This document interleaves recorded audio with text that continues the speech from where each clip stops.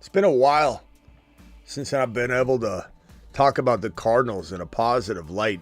And I don't bring my bias to the channel at all. You never hear me talk about Cardinals are going to win this division this team is becoming one of the most fantasy friendly and most exciting fantasy football teams in the league.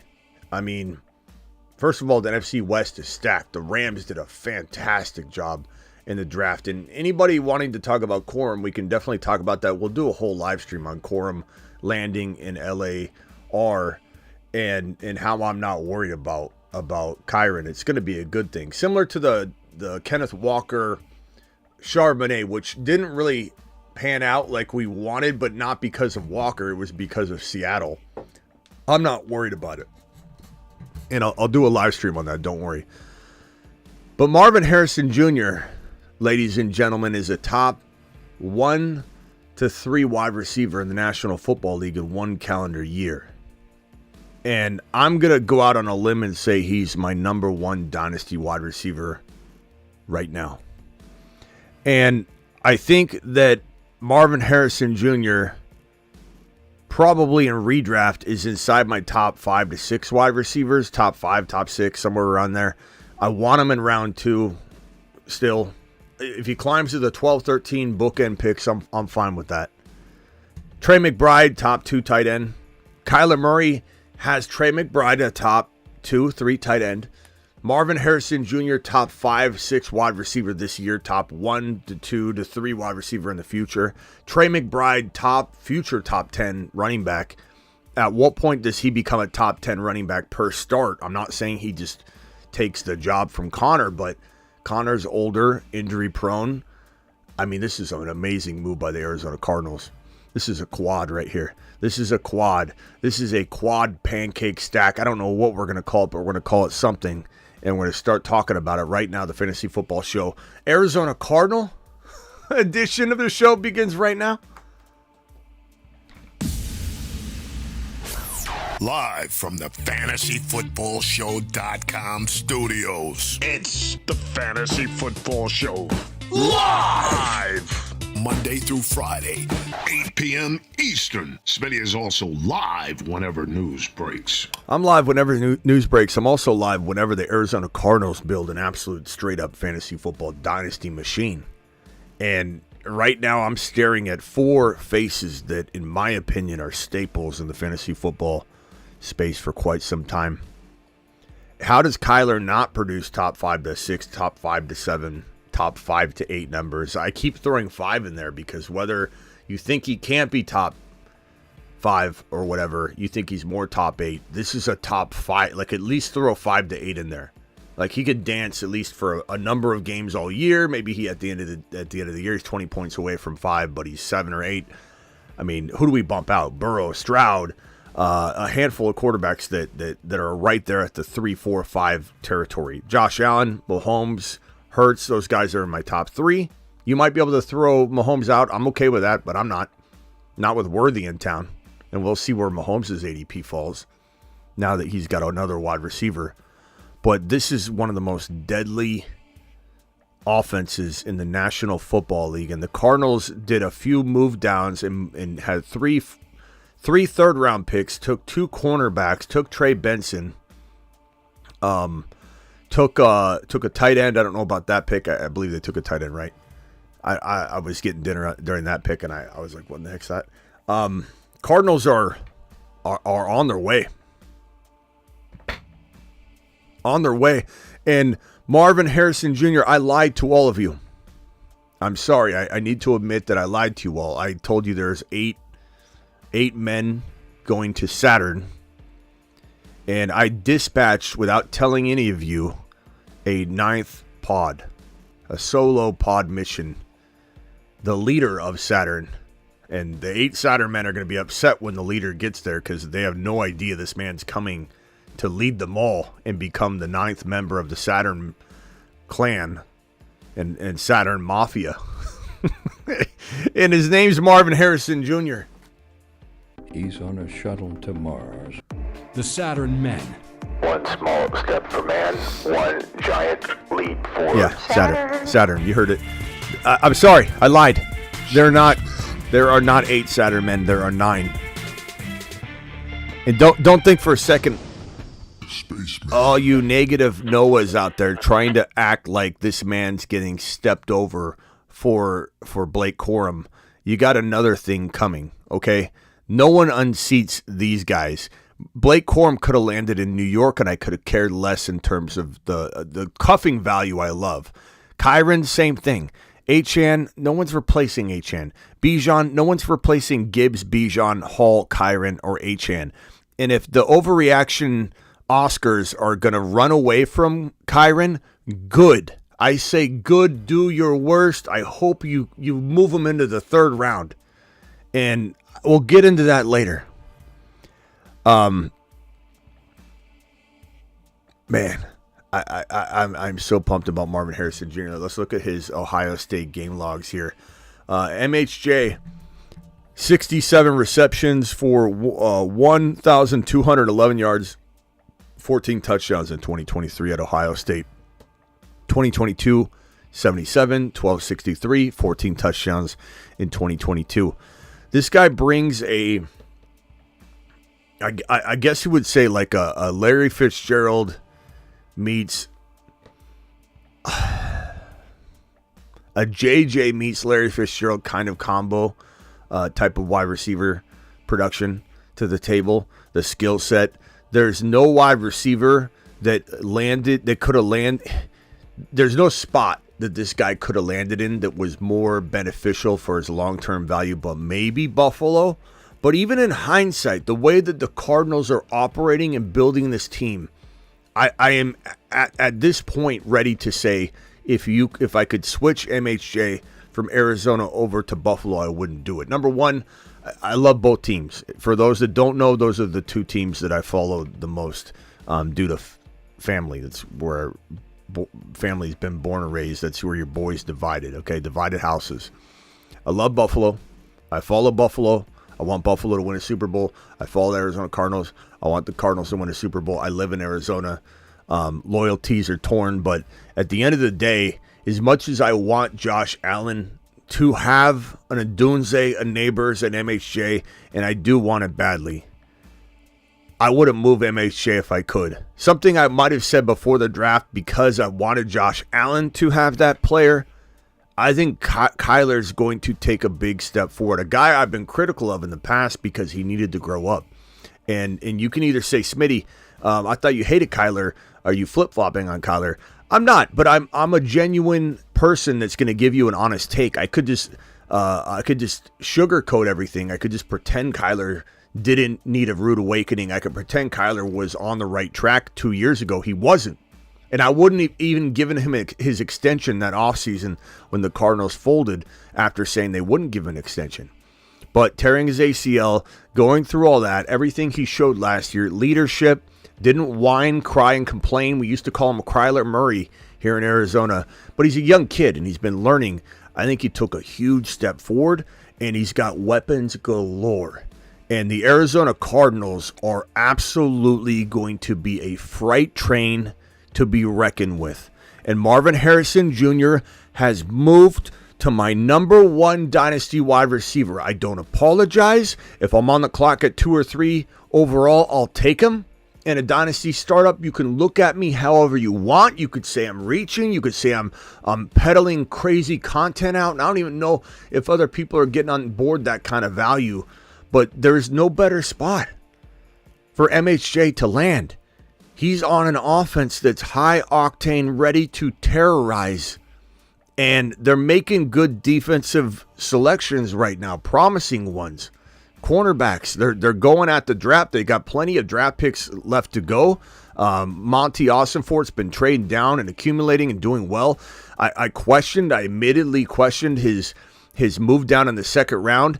And then when he landed Trey Benson in the 3rd round, I just screamed. I stood up. I couldn't believe what I was seeing. Trey Benson looking like a potential top 10 running back per start. Does that happen mid-season? Does that happen week 10? Does that happen week 4?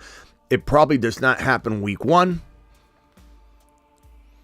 It probably does not happen week 1. James Conner is not getting replaced immediately, but he's in older player. Ziggy, how old is James Conner? Ziggy, how old is James Conner? 28. Ziggy, volume 10. So May 5th, he turns 29. James Conner turns 29. You know what we talk about, the dreaded 28-year-old player.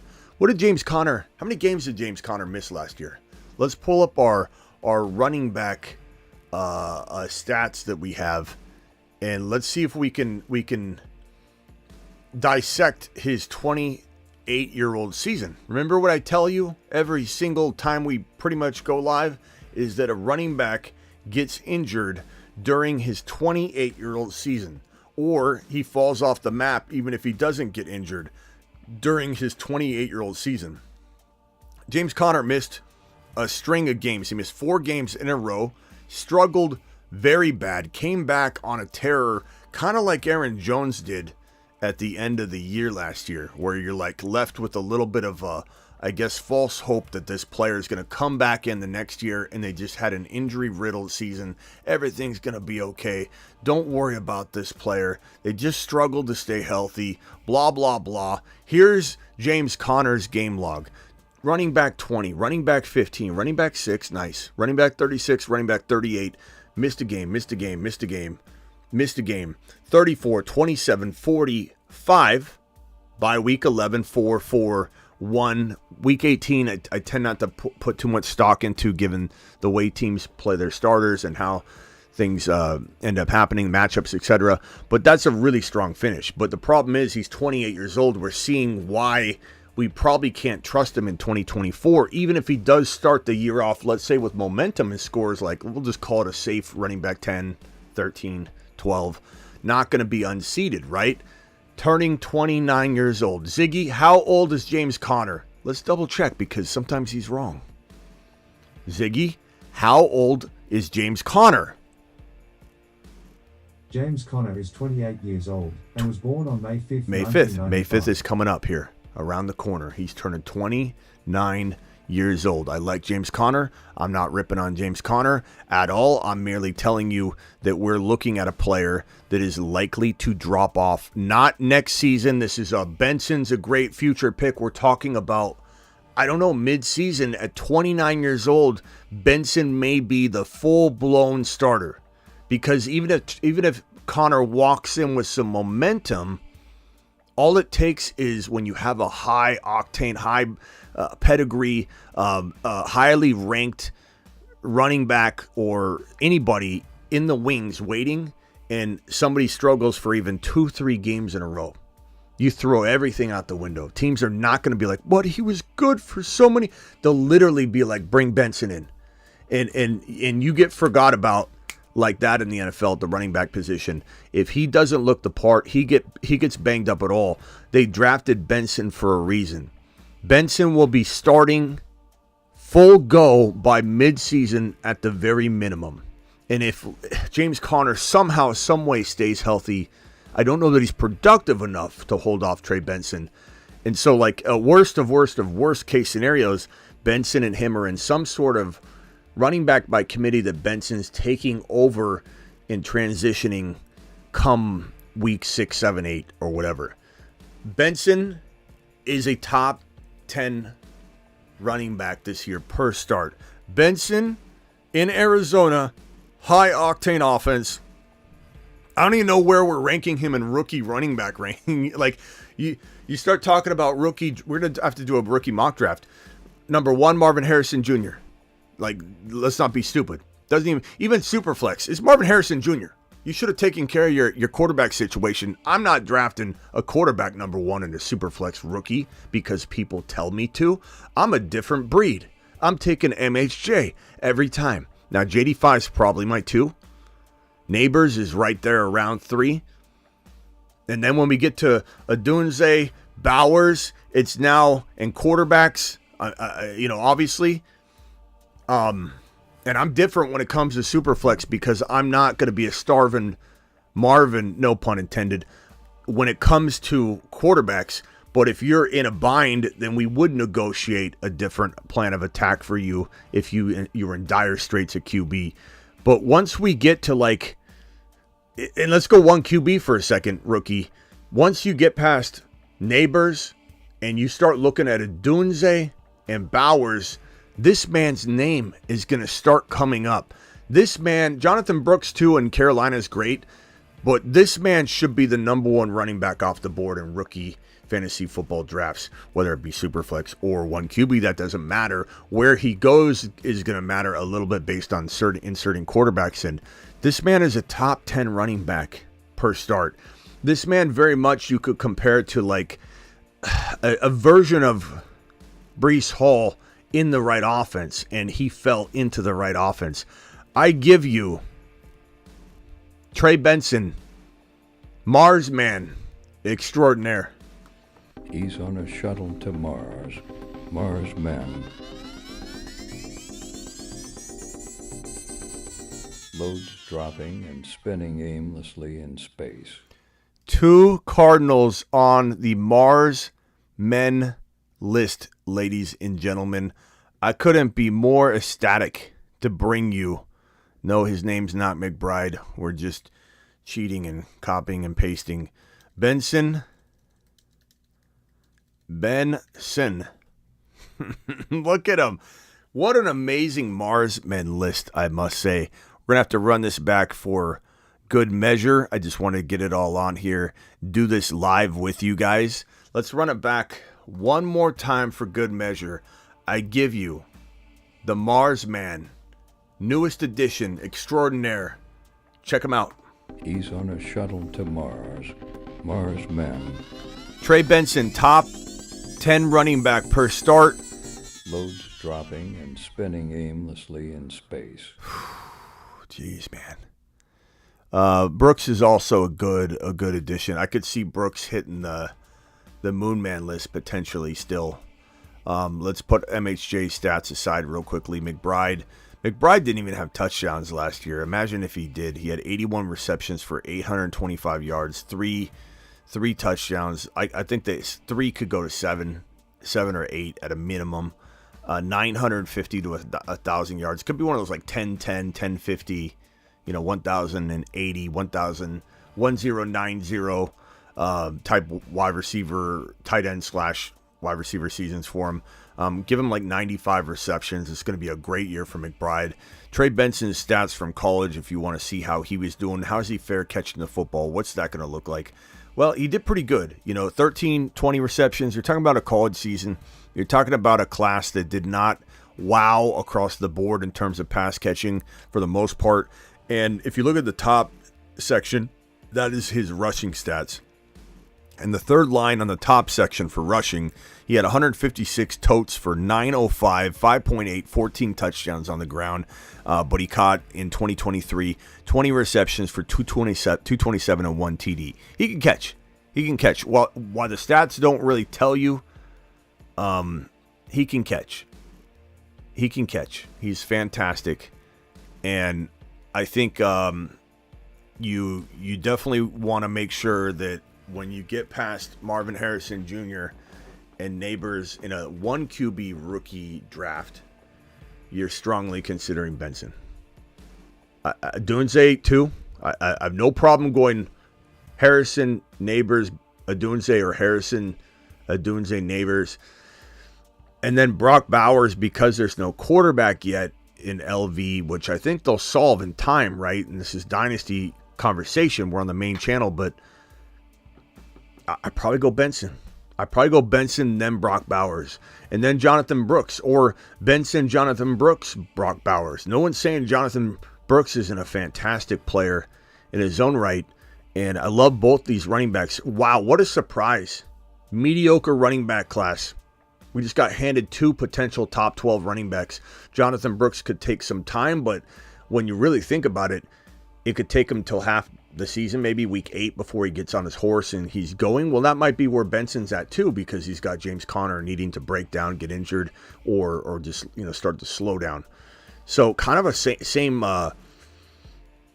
time frame of unveiling Benson and Jonathan Brooks. And We could probably go back and forth on which running back is better, and we'll probably have a video on that too. No, oh God, so many videos to do. I knew I was going to try and do a whole bunch more individual drops today. I plan to try and create those tonight and tomorrow and Sunday and really hit every one of these rookies from a different video perspective. So this is kind of my Marvin Harrison Jr., Trey Benson, Kyler Murray, Trey McBride video, but I'll probably do a Benson versus Jonathan Brooks video. I don't know that I'll need to do another Marvin Harrison Jr. video because that's kind of the lead here. And this kind of covers everything. But I think the Trey Benson versus Jonathan Brooks video will be very good. And we'll map that out. But then I start doing, a Doomsday video, standalone. I'll do that by Sunday. Saturday, Sunday, maybe tonight I'll drop it. I don't know. A Neighbors video, standalone. A Malachi Corley video, standalone. A Ricky Parasol video, standalone. I'll try and do a standalone video for every single one of the players. And it's going to be glory. It's going to be glory. I would love to take some phone calls in regards to this Arizona Cardinal arsenal on screen. This absolute monstrosity in the best of ways. Looking in terms of teams, looking at this monstrosity, this absolute holy terror of offense. Look at it. Look at it. The Cardinals, and they're doing good things on defense in the draft. This is going to be insane. This is going to be insane.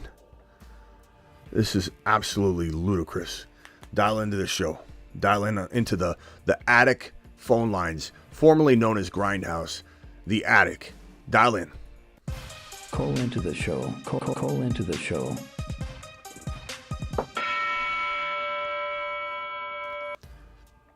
I don't think I could be more excited. This will go down as my favorite draft of all time. And I've been doing this professionally. I even forget how many years it's been. One of those, you forget how old you are as you get older. Like, I've done so many drafts from a professional, analyst perspective, because I did radio for 19 straight years on the longest running fantasy football radio show in the world. It went 23 years. I was a part of it 19. I joined and did the last 19 years of it, but it ran for 23 years. I did NFL analysis on that every single week. And so that professionally, along with my website since 2003. And then YouTube, I've been doing, I think this is year 6 or 5, I forget. But I've been doing it for, you're talking about over 26 years now. And so 26 years of NFL draft analysis and college football, prospecting, NFL. This is my favorite draft, and part of it because the Cardinals, are crushing it, right? But it's just Marvin Harrison Jr. This landing spot's amazing. We've gotten some bad landing spots. The Neighbors landing spot, the Adunze landing spot. Some like the Adunze landing spot, but those weren't great. Brock Bowers seems like it's not good, but I think it will be because he's with a good team, a good coach. Penix Jr. seems, I'm going to have a whole video on that tonight or tomorrow. Penix Jr. seems like a bad landing spot, but people are looking at this thing in a similar fashion to the way people looked at Jahmyr Gibbs getting drafted by the Lions. When he got drafted by the Lions, people threw their arms up and vomited live on the show. They were running left and right. They're running with like a chicken with their head cut off. Everybody thought it was doomsday in Detroit when they took Jahmyr Gibbs. People react really strangely. And you can rip apart Penix Jr. to Atlanta all you want, regurgitating what you're hearing by the talking heads everywhere. Or if you're looking at this from a fantasy football lens, you could realize that it's the best move that a Bijan Robinson, Drake London, or Kyle Pitts owner could have asked for. From a football perspective, it's odd. It's kind of awkward. There's arguments to make that if Cousins doesn't get hurt, you wasted talent and you could have won now with the window of time by getting another Adunze or defensive piece. But you could also say that you're good enough to win now anyway, and this gives you the kind of protection that I've actually preached the entire offseason that Aaron Rodgers and the Jets need. The Aaron Rodgers and Jets Penix to New York situation I kicked around all offseason. I said it almost every time we got to the Jets pick. I'd say Brock Bowers, but I would take Penix Jr. if it was me. And if the Jets would have done it, I don't think people would have had as big of a problem. It's because of the contract. But it's really a 2-year deal. I'll have it all on a separate video, so I'm not going to talk about the Penix Jr. and Atlanta Falcons situation because I don't want to ruin that content. But that's coming. Sebastian, you're live. Welcome to the... Smitty, I don't think Kyler is a top 7 quarterback. I think he is a top 6 quarterback. Okay, I was about to honestly hang up on you. I got hurt. Finish him. Oh, okay. Allen, Mahomes, Okay, never mind. Burrow. I thought you were coming in hot for a second there, Sebastian. You set that up nicely. Nah, I wanted to say that to throw you off. Yeah, you did throw me. Yeah, you came in hot. You came in swinging, and then all of a sudden you high-fived me. I like that. I like that approach. I like the way you think. Top. Well, I'm saying top 5 to 8. I'm saying top 5 to 8. I think top 5 to 8 is fair. Kind of hard to leave out the 5 when he has a top 2 to 3 tight end, the number 1 to 5 redraft, and number 1, in my opinion, wide receiver, and a top 10 running back now per start, depending on how many starts he gets, and for the future. Kind of hard to rank, to not at least throw in the caveat, 5 to 7, 5 to 8 type of range. How do you not do that? I mean, look at the talent he's got. I think he could be as high as 3. He's been that before, and then he the Cardinals kind of fell apart. So I agree. Dare I say? I mean, look, we got the pancake stack. I mean, he is. The stack above. He is now in the pancake stack. Now it's a quad stack. The pancake emoji. Oh, I didn't even think of that. Chat. I mean, you can't go wrong anywhere you go. Like, you just go where the board calls you, and people still doubt Kyler. This is They're still scared of him. This is a quad stack now. I didn't even anticipate that I had to come in here and readjust this. This is not the trip stack. This is the quad stack. That means we still have room for a trip stack if we can find one, but this is a quad stack. I got to put Benson in here now, so hang tight while I kind of, figure this out. Benson's got to go in here. This is a nice quad stack. And from a Underdog Fantasy promo code Smitty perspective, like ADP wise, I mean, what are we talking about here? Harrison in round 2, maybe that climbs though. Kyler in, God, I don't know what round Kyler's going in after round this. 7. Well, he's but going in like 9, 10. Yeah, he's definitely. Joe Burrow, right? Yeah, he's definitely going to be potentially higher now, but we'll go. Let's see, Benson. Let me correct this all real quickly. Benson. Then we'll run this back for good measure. Benson, do it live. God, Benson's such a nice addition. That was like, I keep saying that the Eagles have been playing 6D, 7D chess all off season long, and especially during this draft, no doubt. But the Arizona Cardinals in this draft specifically, they were also playing like some form of there we go. Let's run it back for good measure. 5, 4, 3, 2. Pancake stack. The stack above all stacks. Woo! It's time to drop the pancake emoji. Travis, in the live. where does Benson go in Underdog ADP moving forward? Underdog Fantasy promo code Smitty, link in the description. What's the ADP going to look like? I think the ADP might be held back because of Connor, even though I tend to agree with you that because of Connor's age, especially as the year goes on, Benson could take over as a full starter. I think it might be a good thing. Yarks, what's up, Yarks? Because Can I chime in on him? Well, let Travis finish first. Let let Travis finish first before you chime in. Sebastian. Is it Sebastian? I was just going to say, I think it could be a similar situation to the Kyron and Corum thing, except flipped. Yeah. Where the ADP actually gets held down for Benson, at least at first. Yeah. Because people are going to say, oh, Connor had 1,000 yards, which, I mean, Connor at the beginning of the year, but maybe he's still got something left in the bag, but this was a really smart move by Arizona to get their guy in. I got to say, Yarks, fellow Arizonian, Yarks, what do you think about this draft? I mean, awesome for I had some good and bad words for him before the draft began, because he when he kept saying we're open for business with the number 4, I was a little harsh with him. I'm like, why so eager? You know, he's such an eager beaver to maybe make, but he loves making deals. He watches draft day like 4 or 5 times, probably the night before, and he gets in there and he just wants to. But he did an amazing job. Like what an outstanding draft. This is an A++++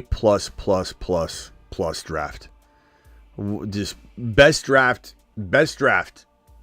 in out of all the 32 teams in this 2024 NFL draft.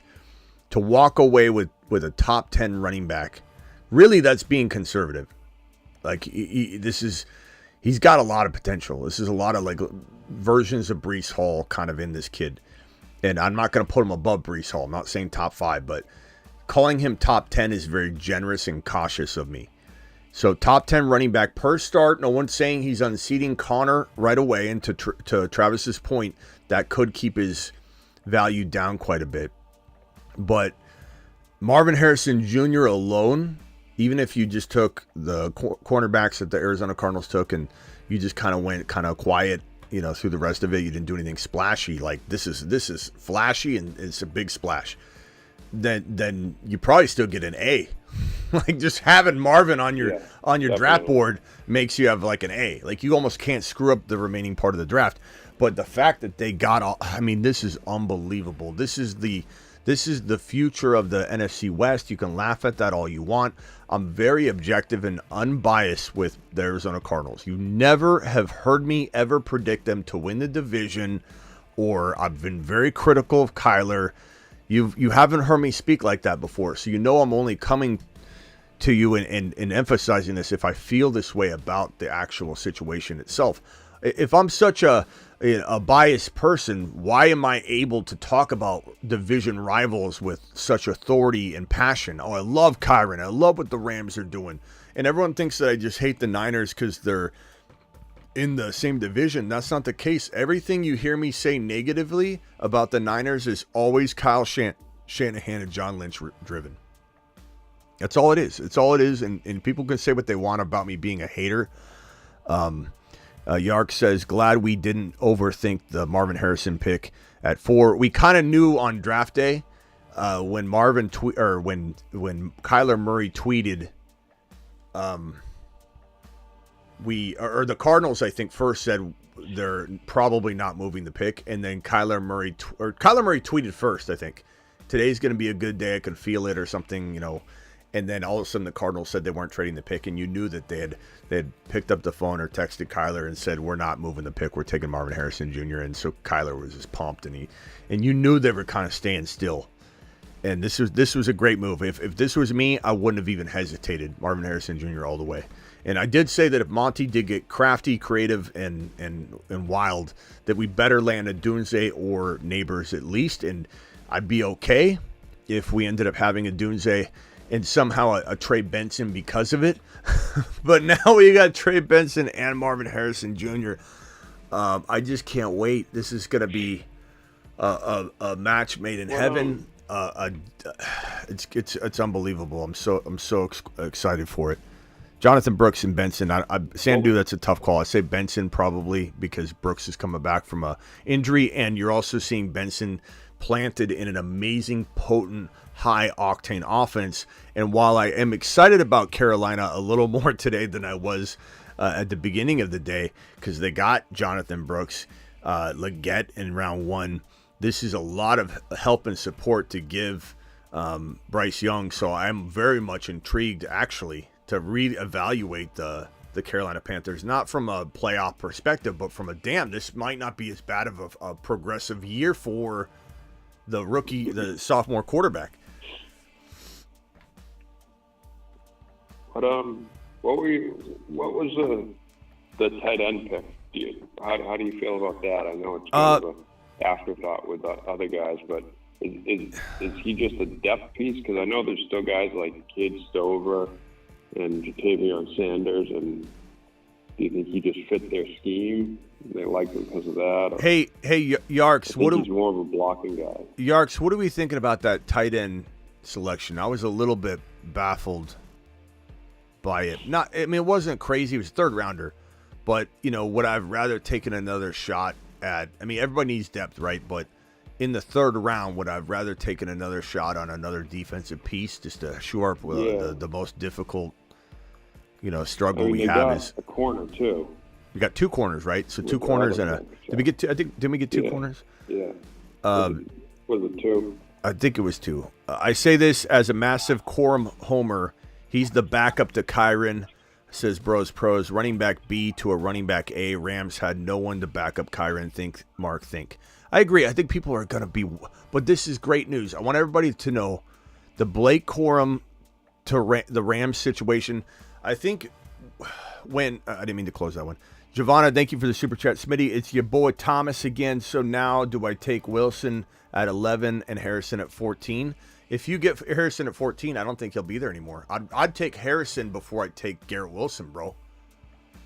If you're talking about Dynasty, if you're talking about redraft, I don't know that Harrison falls to 14 anymore, but we'll have to see. But in Dynasty, Marvin Harrison Jr. is my one, so I don't think you could be talking Dynasty there. Sometimes people's Dynasty drafts are they look like redraft drafts. So, but what I was gonna say was, what was I talking about? Oh, Kyren. The tight end. No, I think I was talking about Kyren. So when Kenneth Walker, when Charbonnet landed in Seattle during the 2023 NFL draft, everybody panicked. And it was so bad that I had to come in here and try and calm everybody down and say we're not drafting Kenneth Walker in the second round now. You got to understand the panic needs to shift. And because that didn't quite work out, it did for the beginning of the year. Remember, Walker was good. But then he was amazing. He's like a top 5 running back to start the season. And I still believe Walker. There's a lot of hope for Walker. He's got a new coaching staff, and they might use him like we wanted to use him all along. He's a steal this year. But I think people forget that he was a top 5 running back, and it actually was correct. What we brought to the table was correct. I did, though, several weeks in a row come in here and go, and people got really mad at me. They're like, why are you flip-flopping? I drafted Walker. Like, Smitty, your people trust you. You can't. I'm going to adjust and adapt always. And I came into a couple live streams in a row, and I said, I'm not saying sell them for dirt cheap or anything or run away, but I kind of feel like Walker's skating by on these touchdowns and big plays. He's not getting the volume that we want him to get. It's not his fault, but it might be time to shop him on the high. And a lot of people got mad at me. They're like, you're flip-flopping. It's not flip-flopping. It is adjusting and adapting, and I'll never apologize for it. It's nothing wrong with doing it. And if you want someone to stick to their preseason Excel sheet, Eric, then go watch another channel, because I promise you I'm going to piss you off over and over, because I'll always adjust and adapt. And I think people that felt like the Charbonnet drafting did end up being, in hindsight, worthy of being, concerning, even though it really didn't have anything to do with it. It was more just how they used RBs and how the production, it was just the Seattle Seahawks were kind of a mess. I think people are going to immediately assume that thinking can't be applied here with Kyren. They're going to immediately go, Smitty, when Charbonnet was drafted, we were told not to freak out on that. But if Kyren falls to the third round, let's say he falls to 3.1, 3.2, and he's your third drafted player, you need to approach this from a whole different angle. Number one, I don't think Blake Corum's a threat at all. I think Blake Corum becomes an amazing handcuff in a situation where McVay's going to run the hell out of the ball no matter who's starting for him. And if you don't see Kyren and Blake Corum as a top 5 to 10 running back, then I think you're blind, because McVay uses one RB. He will pound the rock with one RB. He will not replace Kyren with Blake Corum. You're out of your mind if anybody thinks that. But could Kyren get injured? If we're being honest, Kyren did get injured his rookie year. That was the year I loved him. Came in last year, and I admittedly I'm pissed at myself to this day that I didn't talk about him the same way I did his rookie year, because he got hurt, and I held it against him. And then he did get hurt during the season. So that's 2 years in a row he's gotten injured. So if we're being completely honest, Maybe there is some injury risk. I don't care, though. He's so good. 12 rushing touchdowns in 12 games, 15 total touchdowns in 12 games. This guy is arguably going to lead the league in rushing touchdowns and rushing yards, Kyren Williams. And my mind doesn't change because little tiny Blake Corum, some could say that Kyron's little tiny too, but he just runs with authority. Not that Corum doesn't, but Corum does feel different to me. And he's a rookie, and I think some of his metrics were good and some of his metrics were not great in terms of the contact and efficiency after contact. Kyren, I know what he is, and so does McVay. And everybody needs a backup, like the question you read in a few minutes ago. Everybody needs a backup. There's nobody to back him up. And you got to have the right backup in case the guy misses 3 or 4 games and he runs so hard. I'm going to have the Kyren video soon. I don't want to do any more on Kyren because I want to make sure I leave it for that video. I'm not worried. And I'm cuffing it. And if I get a discount because of it, even better. Even better. Thank you, Giovanna. Thank you. Bros, pros, appreciate you. Let me go over to Josh from Cali, then to Aaron, then back to Sebastian. Josh from Cali, go. You're live. What up, brother?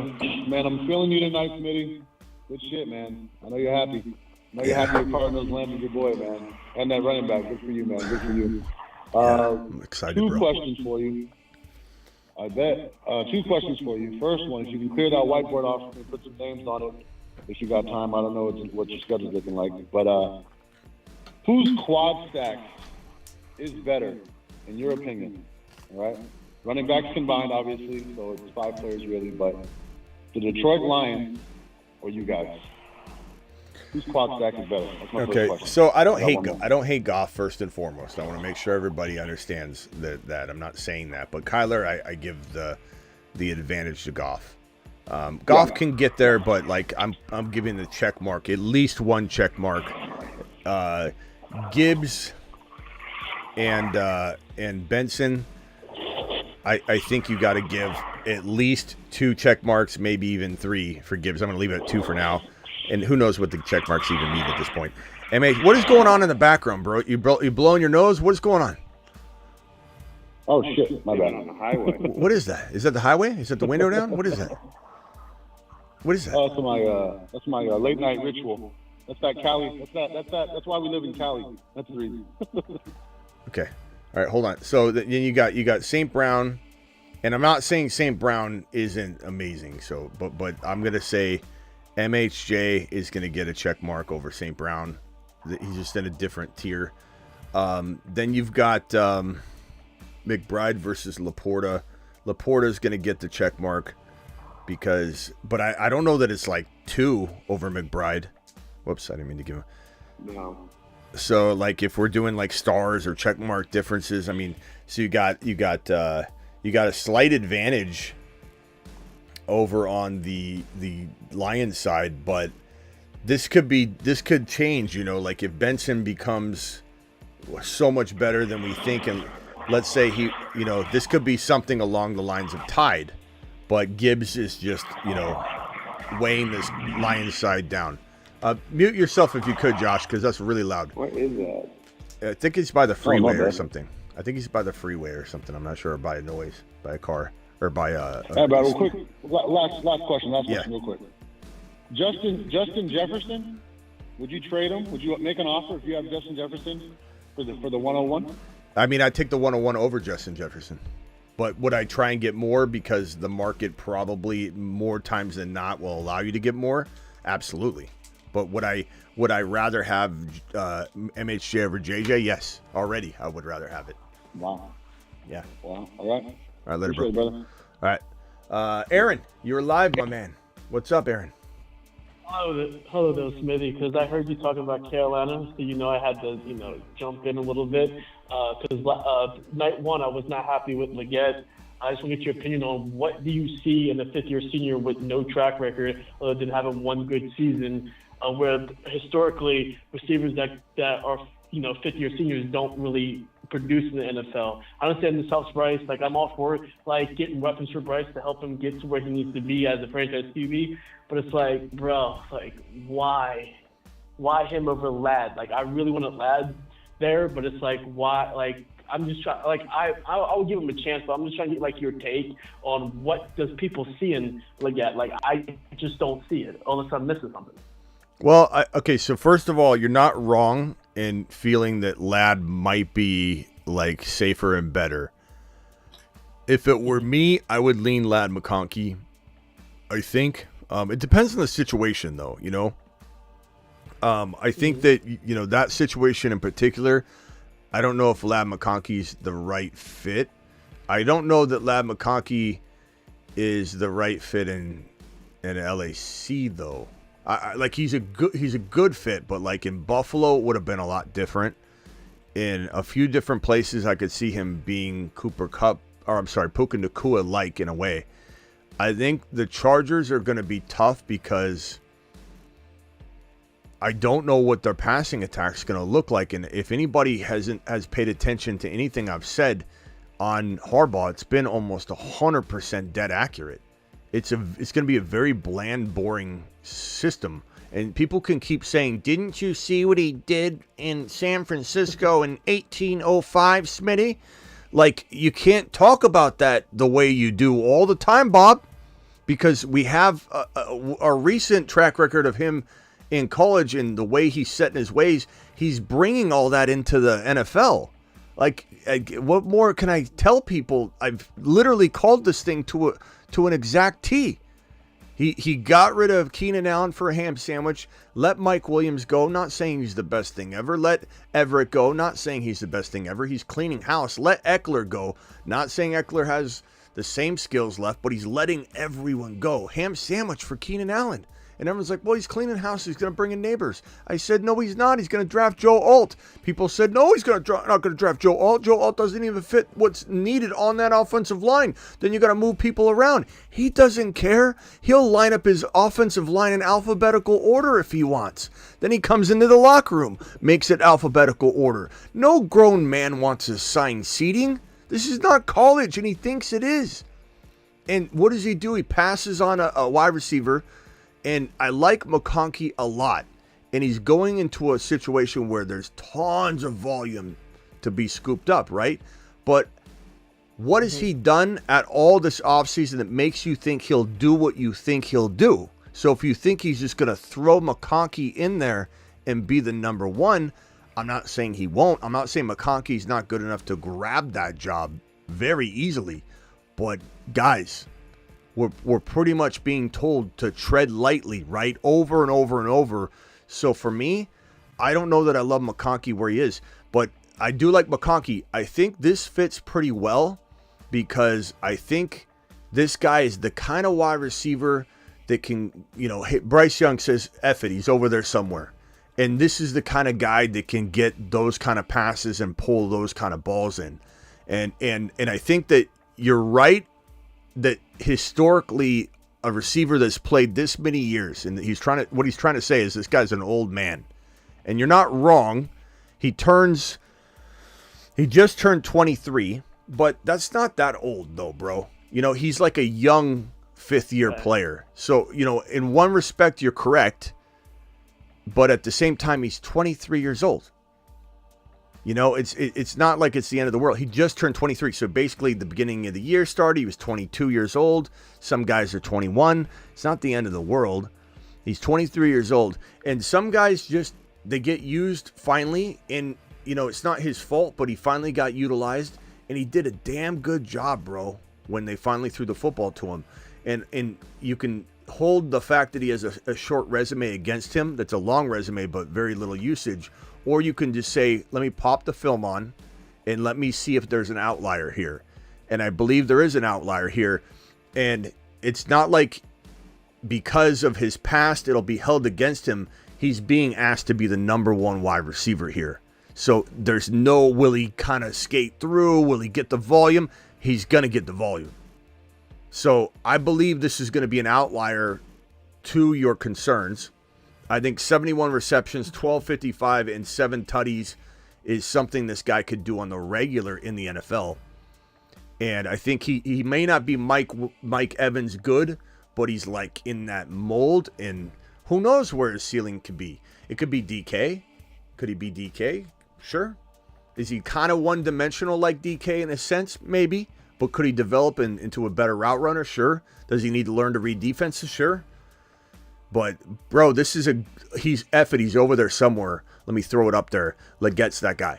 So it's a really good fit for Bryce Young. It's a really good fit for Bryce Young. He is also too, this complements Deontay Johnson well, because they can just throw him in the slot, and that would just help out, like you said, with Legette, because Legette's more of like he can play outside, inside, and maybe Johnson can take over the middle. Maybe Legette draws double coverage, and then you got the middle wide open for Johnson. It works, like you said. Like McConkey probably wasn't a fit here. Obviously, Legette is with the fit that Dan Canales wants to do. So, like I said, I probably overreacted.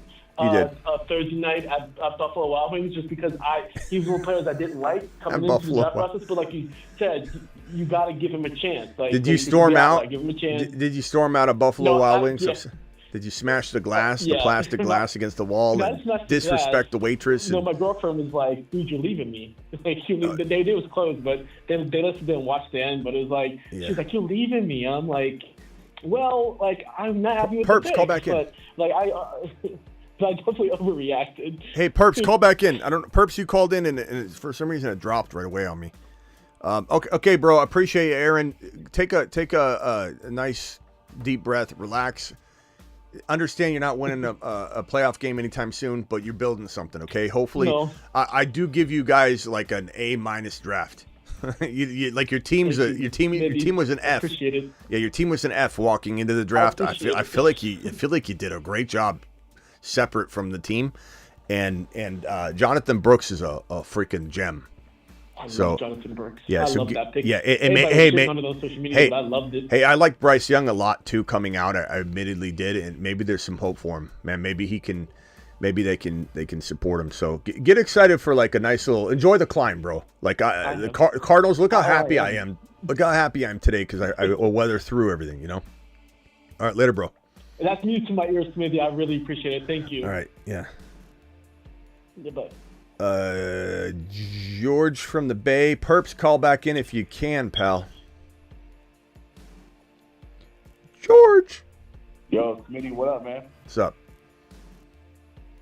Just saw you were live talking about MXJ, so To the moon. I'm actually really excited for that Cardinals offense, and it's crazy. I was watching the stack above all what the stacks. ESPN guys were saying about Benson, and they're saying that he's got the explosion, and they comped him to like Breece Hall type of explosion. Yeah, I've said that about 3 times already on this live stream that I don't want to get carried away and say he's Breece Hall, but he has a lot of Breece Hall to his game. We talked about that on the stream like 3 or 4 times already. It really does feel like this is a great pass catching, running, not just like a morph, but somebody that you could say like Breece Hall. You could go into the huddle and go, "You're not playing a single down of running back today, Breece. You're going to be a wide receiver," and he would play as your best wide receiver. You could even outplay Garrett Wilson if you wanted to, like any given day. Breece Hall is that good. And then you could go to him and say, "Breece Hall, you're carrying 25 times." You don't want to do that every game, but you could be like, "Breece Hall, you're carrying it 25 times," and he'd be like, "Okay, let's get 180 yards." So, like, Benson's that kind of guy that he could literally be. I think he's going to prove to be a good receiver. I really do. He wasn't asked to catch a lot, but that doesn't necessarily mean anything in college as long as you can eyeball it and say, okay, caught well at the combine or his workout. He has some production. You know they're using him. They're not staying away from him. I mean, again, his stat line right here, while not jumping off the page, eye-popping, like to this bottom receiving down here, 2023, 20 receptions, 227 and 1. That's impressive enough to be like, okay, this guy can catch the football, and he was pretty involved. I think this is the kind of guy that the Cardinals could check down to, and he could be consistently 100 total yard guy. Consistently. I love Benson. I agree. I'll be honest, he needed a good landing spot. All these guys did. But as I said all offseason long, you didn't hear me talk about rookie running backs that much. You didn't hear me rank any rookie running backs high at all offseason long. And some would say I'm the king of rookie running backs. I constantly talk up rookie running backs. I constantly love, not every one of them, I'm selective, but I love rookie running backs. And I've been quiet and dormant all offseason. And it's really the first year I think I've ever been like that. And it's because Benson wasn't going to thrive just anywhere. But you put Benson in the exact perfect spot, he becomes a top 10 running back, a top 6 to 10 running back. You put Jonathan Brooks in the right spot, he could become a top 6 to 12 running back easy. And even tomorrow, if you put Jalen Wright in Dallas or Brallan Allen in Dallas, they could become a top 10 running back. It's all about landing spot. And every other running back could get screwed at a landing spot. And Dallas could crap the bed and not even draft one. Or they draft some stupid running back. And Jerry Jones has been doing pretty well in this draft. But we'll see what happens. If they land the right running back like Brallan Allen, Dallas could have a really good grade at the end of the day. Because they've been doing some good stuff. But... man, I don't know. Benson's gonna be. Yeah, Travis, go ahead. All right, and then Perps. Perps has been waiting a while, and go ahead, Travis. Travis, then Perps. Just real quick, like in terms of the running backs, just the question I have is like you said, Benson and almost all the guys in this draft have to land in the right place. To me, a guy like Breece Hall, you could put him anywhere and he's going to dominate. Mm-hmm. So. Do you still agree there's that gap of, yeah, I don't know if it's talent level for or sure. whatever? Yeah, for sure. And that's why talent. I said I'm pumping the brakes on saying when people say he could be Breece Hall, right. he can't be Breece Hall. He's got some Breece Hall to his game. This to me, you know how Marshawn Lynch was never the number one selection in a fantasy draft. He was always like 8, 9, 10, 11, 12 overall. Like Marshawn Lynch, so I think maybe 1 year he was like 5, but he was that guy. He was getting drafted at the 12-13 turn. Very respectable. He's a first rounder. So like could Trey Benson climb into the 11, 12, 15, 18 overall territory? Kind of where Najee was before Najee kind of fell off. Like coming out of his rookie year, he was a top 8 to 12 pick. I mean, his rookie year, he was a top 10 to 14 pick. That's where Benson can be. Right. Hall can be number 1 overall. Yeah. Hall can be number 3 overall. So yeah, there's definitely a tier break for sure. I don't think Benson climbs into Breece Hall. Yeah, but you never know. You never know. I mean, guys can develop strangely at the NFL. For sure not. Perps, you're live, well, bro. And especially if this offense turns out to be what we think it could be, then that helps a lot too. Yeah, Perps, you're live. What's up, man? What's up, Smitty? What's up, Trav? What a day, man. What a day. What a day. How do you feel? I haven't talked to you. You were busy and we weren't able to discuss round one. Round one with you. You got your quarterback. Let me go over to the NFL Draft Tracker page and let me see if I can put up the Minnesota Vikings entire slate of picks. But how do you feel about McCarthy? What do you think that's going to look like? I don't know. I'm still, I guess, be optimistic about it. It wasn't going to be my first pick. I know there's a number of people that are high on him, but like the Falcons taking Penix at 9, I was hopeful he was going to be there at 11. So, yeah, I think he would have been if the Falcons wouldn't have pulled their move. Yeah. But it's a good spot. I don't know. I guess we'll see. I mean, JJ's an accurate quarterback, but again, going from college to the pros. Okay, You got to have a good enough O-line to give him that time. It looks like you only had the 2 picks so far. You didn't have a second or third rounder. I forgot about that. So yeah, look, Dallas we've Turner. Given everything away. Yeah, Dallas Turner. You may only have 2 draft selections, my man, but in similar fashion to a few other moves, that was like 3D chess as well. You guys got aggressive and you moved up for him. Dallas Turner was a sleeper for a lot of people that they talked him up, and for good reason. That was a move that a lot of people said, teams that made weird, questionable picks, kind of like the Falcons, to some people, that Dallas Turner could have helped them win a Super Bowl. So if Dallas Turner landed in, let's say, Atlanta, it's true. If Kirk Cousins stays healthy and plays, 3 amazing years, or even let's just say 2 years, and they got to do something different 2 years from now, he retires or whatever, like the shot of the Falcons winning a Super Bowl in the next 2 years is higher with Dallas Turner. Like that was an epic move, bro. Aggressive, go get him. Traded with Jacksonville, got Dallas Turner. This kind of gives you like a guaranteed B grade on the draft, period. And that's even if McCarthy's just good. If McCarthy impresses me and surprises me, this will in retrospect be an A draft just from these 2 picks alone, really. But I mean, my thought process on JJ McCarthy is nothing's changed for me. I know Sick Nasty's probably in here and he loves McCarthy. I think McCarthy is going to try his best to someday become a Jared Goff or a Stafford. But the problem is, and that might be good, right? Because that can win you a Super Bowl. Those have gotten their teams into a Super Bowl. You got examples of that. That's good. But he has to fight to get to that level. So I'm a little bit skeptical that he can become Goff. Not just he will be Goff, to become Goff. And I like him a lot. There's a lot of upside for him, but it really hurts JJ's value in my mind. That's why I could very easily today come out and say Marvin Harrison Jr. is my 2025 wide receiver 1, my dynasty wide receiver 1 ahead of JJ. Had JJ been given like a Fields, and I know some will say Fields is not as good as McCarthy. I get and understand where people are coming from on that, but I just don't know if McCarthy, we have no volume or sample of work that suggests that this is going to be high octane on any level. But we'll see. We'll see. If you guys land like a Brallan Allen or a running, then all of a sudden starts looking different, and the offense can, maybe keep the defense more honest.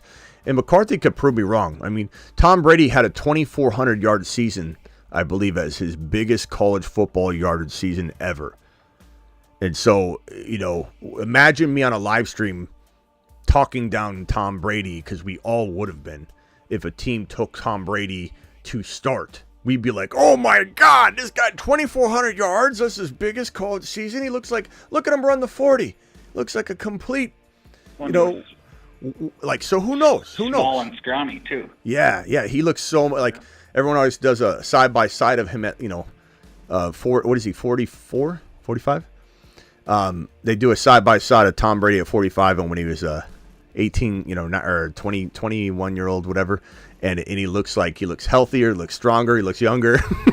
It looks like an athlete. They're like, what money will buy you? But yeah, so who knows? I'm not trying to say he's a bust. I've never said McCarthy will be a bust. I've said Caleb will bust. But I've never said McCarthy will bust. I just don't know that he's an elite quarterback. That's the thing that sucks to me. Like I said, I'm trying to be optimistic. I mean, I know Sick is high on him being a Michigan guy, and I guess if there's one thing, he played at a school that you're always on, the big stage, especially with Harbaugh and all the antics that went on this last year there. But put him in the big game, and if he can put up or not. I mean, if he can throw accurately like he did in college, there's a chance with JJ. Yeah, let me give you. Does he get flustered in the pocket? Let me give you an example. Here's a graph. And so we'll call this 10 and this 1 and then this 5. So let's say you put Herbert in this Harbaugh offense, and let's say Herbert's capable of being a 10 out of 10.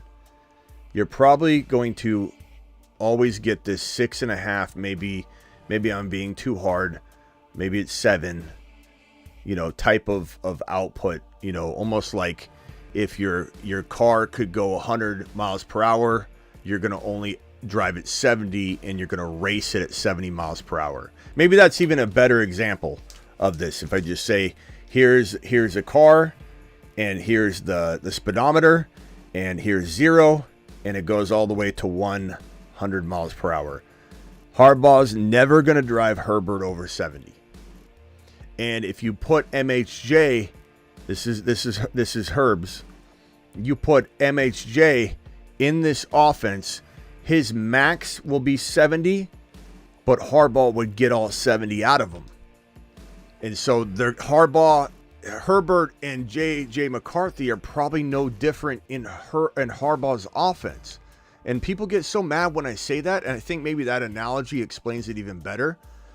And I just feel like if you thought the way, and it's the dead cap really that's the problem. I almost guarantee you that Herbert would have been traded to Minnesota had that dead cap not been an issue. But good God, like Herbert's going to get misused because, and I think that JJM would have gotten used properly and been efficient and done exactly what Harbaugh needed. And if Herbert was not locked up with that dead cap, I can almost guarantee you this guy Harbaugh would have said, give me my guy. This guy knows what I want to do, and I only need to use 70% of Herbert anyway. I just wish Herbert could go to Minnesota because, bro, if you got Herbert thrown to JJ, it's a pipe dream. We might as well not even talk about it. But, wow, that would keep JJ in the MHJ conversation for me where I'm going, like, I probably just keep JJ over MHJ for a little bit. Well, I mean, not to be disrespectful, but I know you're high on MHJ, and there's a lot of good things, but the quarterback Kyler is, I mean, can Kyler throw the ball? Sure, but that dude scrambles more than he throws the ball. So, I mean, there's upside there, but JJ's proven fast. He's a top receiver in the league. You can't give up on the guy and take a brand new rookie and say he's the number one wide receiver. Well, if he's catching balls from Tom Brady or someone like that, maybe a different story, but I don't think MHJ is going to overtake JJ at the beginning of the year, in my opinion. Well, I don't think he'll overtake him in year one. I'm saying coming out of 2024, he's my number one dynasty wide receiver, and he's a top 1 to 5 redraft. So JJ is going to probably outscore him this year, or they'll be very close if, let's say, JJ McCarthy doesn't like excel and exceed expectations. If JJ McCarthy exceeds expectations, I think JJ will outscore MHJ's rookie year. So maybe that part we're more on the same page as you think, but in terms of the future, I do think Kyler does Kyler's progressing. He's still very young. This offense just got a whole lot more dynamic. I think there's a real good chance that Kyler Murray, who has had 3,900, 3,700 yard seasons, he's thrown for 26 touchdowns, 24 touchdowns. He's definitely, that's like without MHJ, Trey Benson, McBride. I think he's probably looking at, with this healthy year now in front of him, if I had to project Kyler's stats, I'd probably say, and I don't blame you for like wanting to see it first, I get it, but I'd probably say 4,000 yards passing, because he's thrown for 3,900. 4,000 yards is 4,200 even. We'll call it 30 with the shorter field too. I think a lot of guys are going to score more touchdowns this year, and they'll get back on the field sooner, so it's not like they're going to have less time or anything. I would say 34, 35 touchdowns instead of his high of 26. That's like a 10 touchdown bump. And maybe he still gets about 10 INTs or so. His rushing touchdowns, he had an 11 touchdown 2020 season and 819 yards. I'm not expecting that. I think something along his like average, which is about 450 to 500 rushing and 5. So let's even call it 33 touchdowns passing, 5 rushing. That's 38 touchdowns and about 4,800 total yards. That's a damn good year. So and that's being pretty conservative, I think. Maybe not. I think so. But bro, I mean, we don't have to agree on Kyler. I'm also admittedly excited, but I don't think I'm being biased on it. But I could understand if somebody thought I was, like, and that's all good. Well, it's all good. No, and I don't disagree on the dynasty level. I mean, MHJ has been, the predicted number one wide receiver in the draft. So, I mean, to take him in a dynasty league this year, number one overall, of course, you're going to take him over JJ in a dynasty league, especially a new one. If you're in a, league that's been around for a while, the JJ guys are going to have him on the bench. He's not even available. So, I guess, I don't know. When it comes back to McCarthy, my biggest thing is they compared him to Danny Dimes for months and months. I just hope it doesn't turn out to that, because that'd be the typical Vikings move, you know. Yeah, draft I know. someone that just flops. Sick Nasty likes him. Sick Nasty said he's a top 5 QB. I think he said something along the lines of bank on it. I just within 3 to 4 years. Oh, did you say that? But I still don't think so. I mean, top 5 QB. You're talking about bumping out Stroud and Burrow, and I can't get behind that. I'd be willing to bet money on that one, like hardcore. I mean, but anyway, you know, like I said, you know, Brady, you never know. I'm not going to tell somebody they shouldn't think a certain way like that. You never freaking know. But you know, I can understand where the doubt comes. I mean, hey, Perps, I was there a year and a half ago with Kyler. I wanted to get rid of him.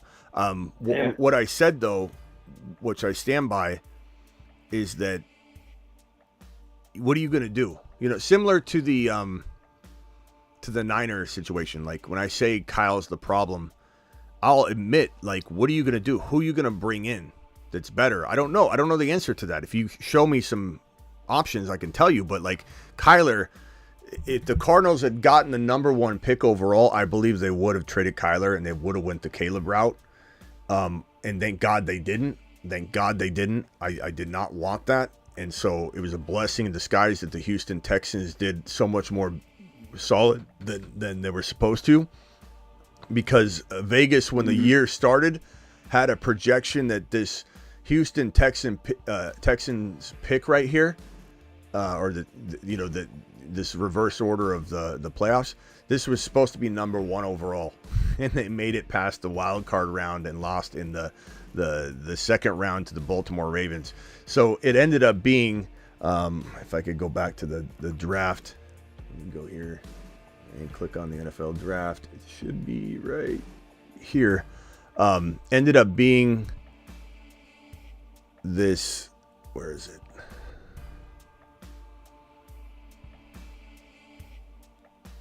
Do I even have it here?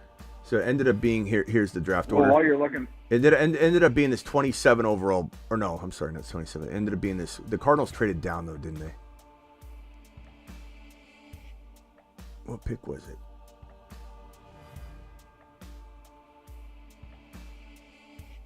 I forget what pick it was. But anyway, go ahead, Perps.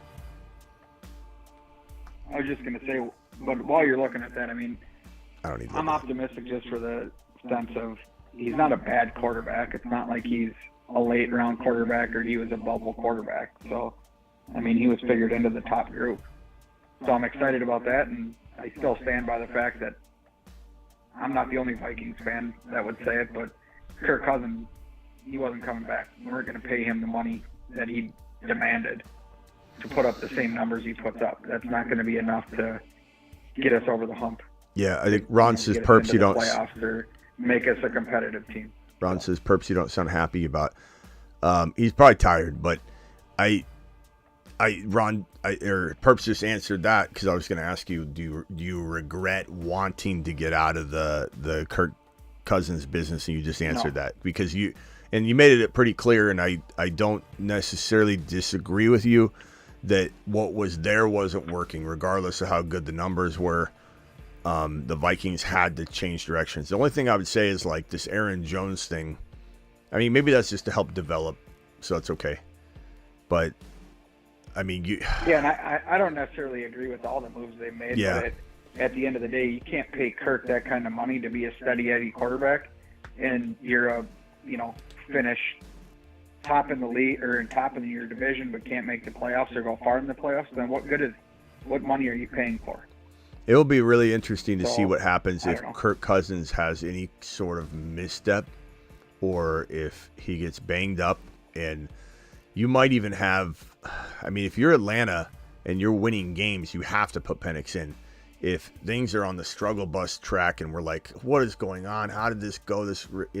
I could see him being careful with when they put Penix in, because once you put him in, you almost can't take him out.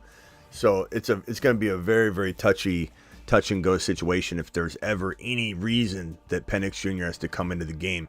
Imagine if Cousins was doing well and they won. Let's say they're 3-1, the Falcons, and Cousins suffered some sort of like injury where they were going to be careful. Like, hey, he's got a calf pull in one of his calf injuries lead to Achilles tears sometimes, especially nowadays. It's the new thing. And so if he starts having like a pulled calf and they go, we got to be careful with him, and they sit him for 2 games and they're 3-1 and they're like, we got to put Penix in because we're trying to make the playoffs here. And Penix goes in and lights it up. Can you imagine the dead cap? What's the dead cap on Cousins if, let's say, they were like, we can trade him? I don't think they can trade him. Cousins contract. Because some of these contracts, you know, there's especially these big ones are constructed in a way there's virtually no way to trade the player in year 1. Dead cap for Kirk Cousins in $25 million. That's not too bad. You could essentially. Well, no, but I guess I hated on it too. That's just 2024 though. Even next year it's 40.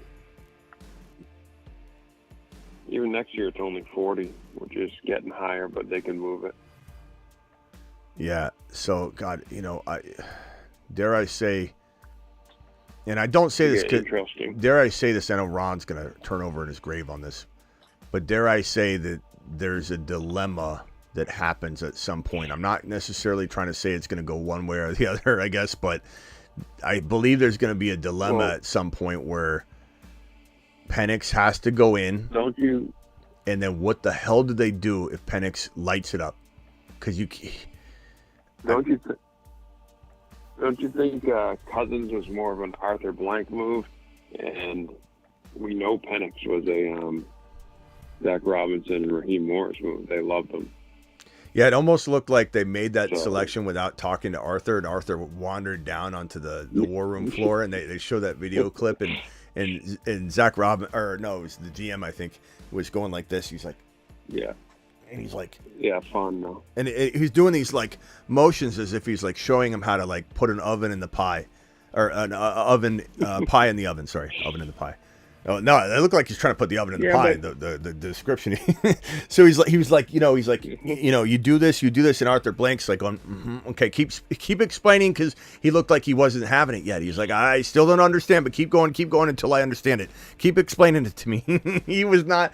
Arthur Blank did not look happy with that draft selection.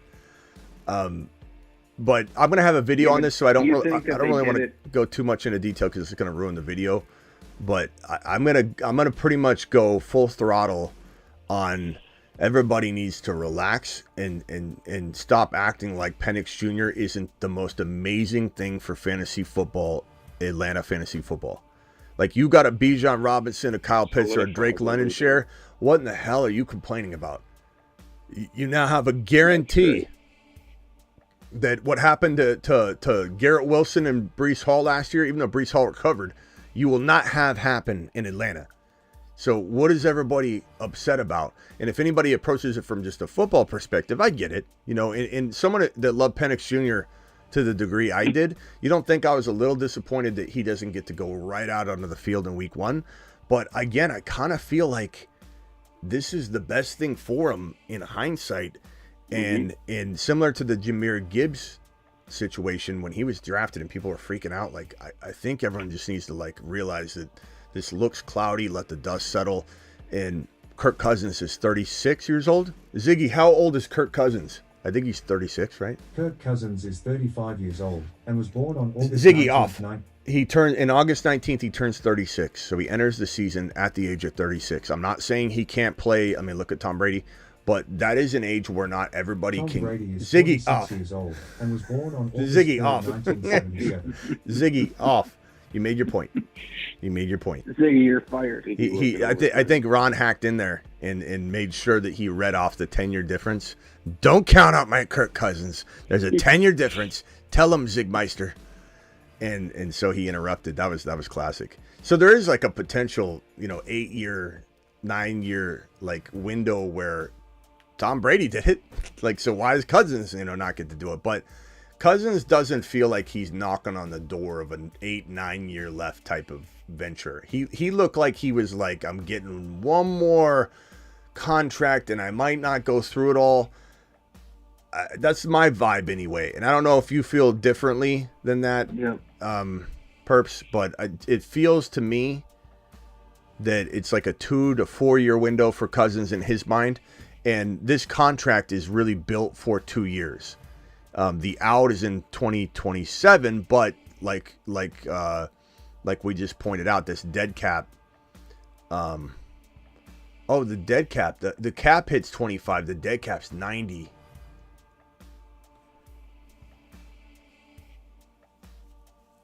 Shoot. I think we read that wrong. Oh, did it? Yeah. Is that what it is? Yeah, the cap hit. Normally, they switched the format. Normally, the dead cap is highlighted. It's like, I just immediately assumed that was the dead cap. I think dead cap used to be in that column. They must have changed that. Yes. I mean, look, how old's Penix again? Penix is an older QB coming out of college. He's 87. Isn't he 30, 34, 35? He's about 87 years old. Penix. Ziggy knows. Ziggy, how old is Jordan Love? Let's just get a little feel. Jordan Love is 25 years old and was born on November 2nd, Ziggy, 1998. how old is Michael Penix Jr.? From HollywoodZam.com. Michael Jr. is a 25-year-old man. I don't think that's the right guy. He's 23. Yeah. He'll be 24 May 8th. He's 23. So like, if let's say he sat 2 years, then you're looking at him being slightly older than where Jordan Love is right now. So, I mean, I'm not... For a quarterback that could go another 11 years minimum to get to where Kirk Cousins is right now, it's not a big deal to me.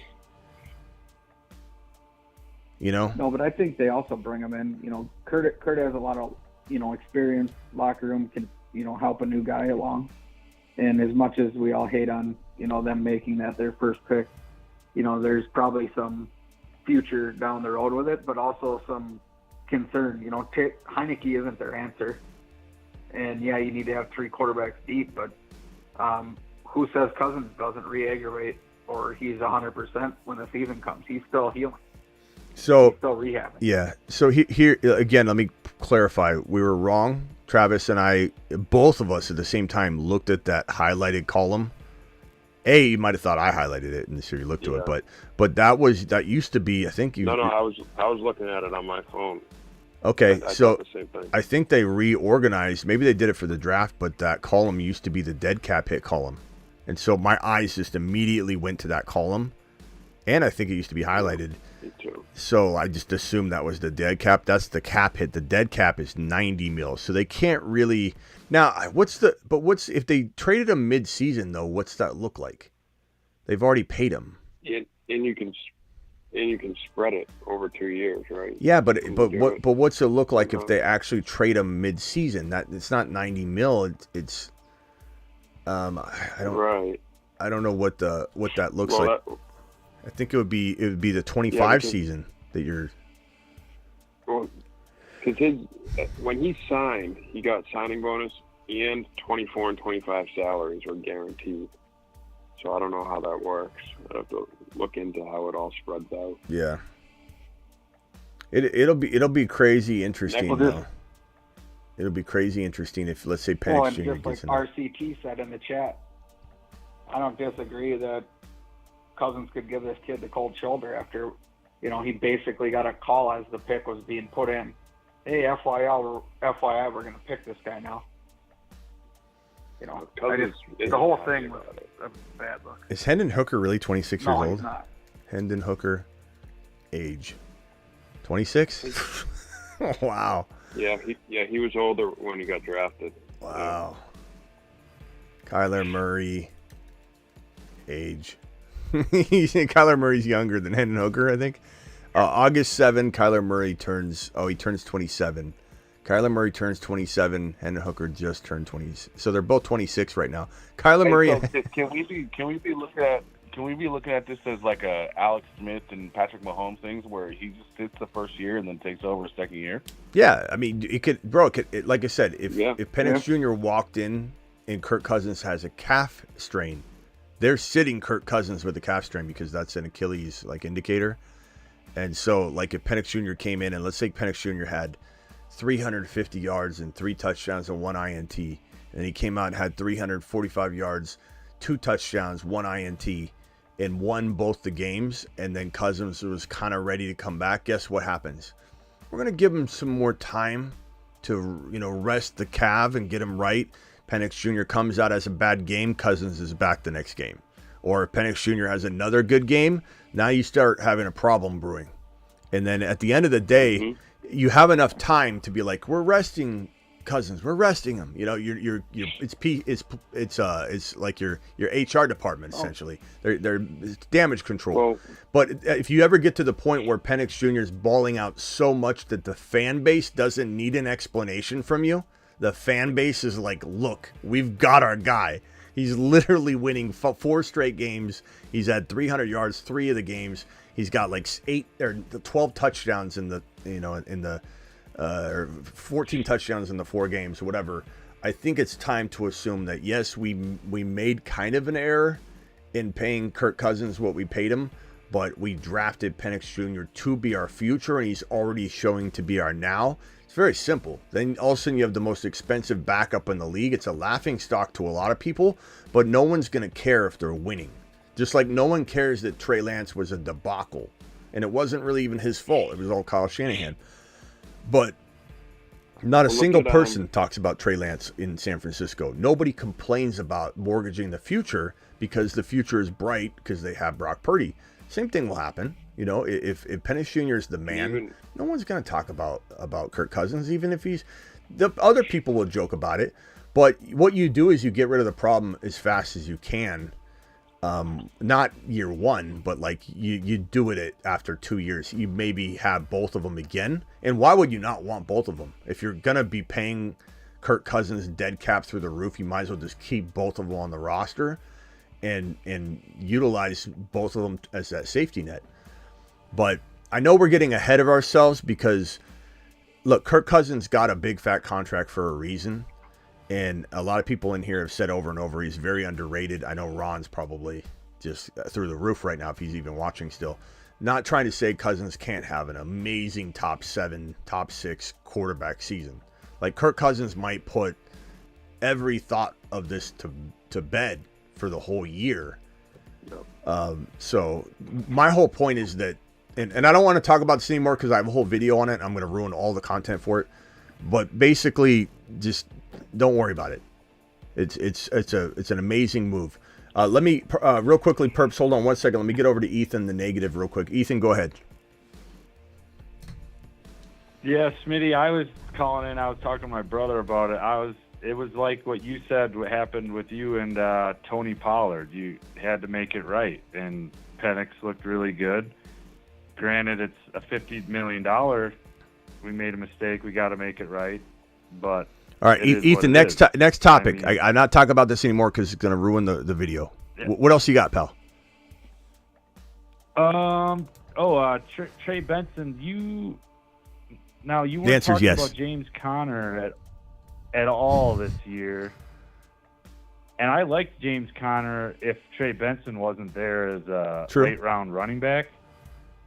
But, I mean, and I think Trey Benson's going to be a good player, but I don't know. For fantasy, I don't know. Why? Now you're just sounding negative, Ethan.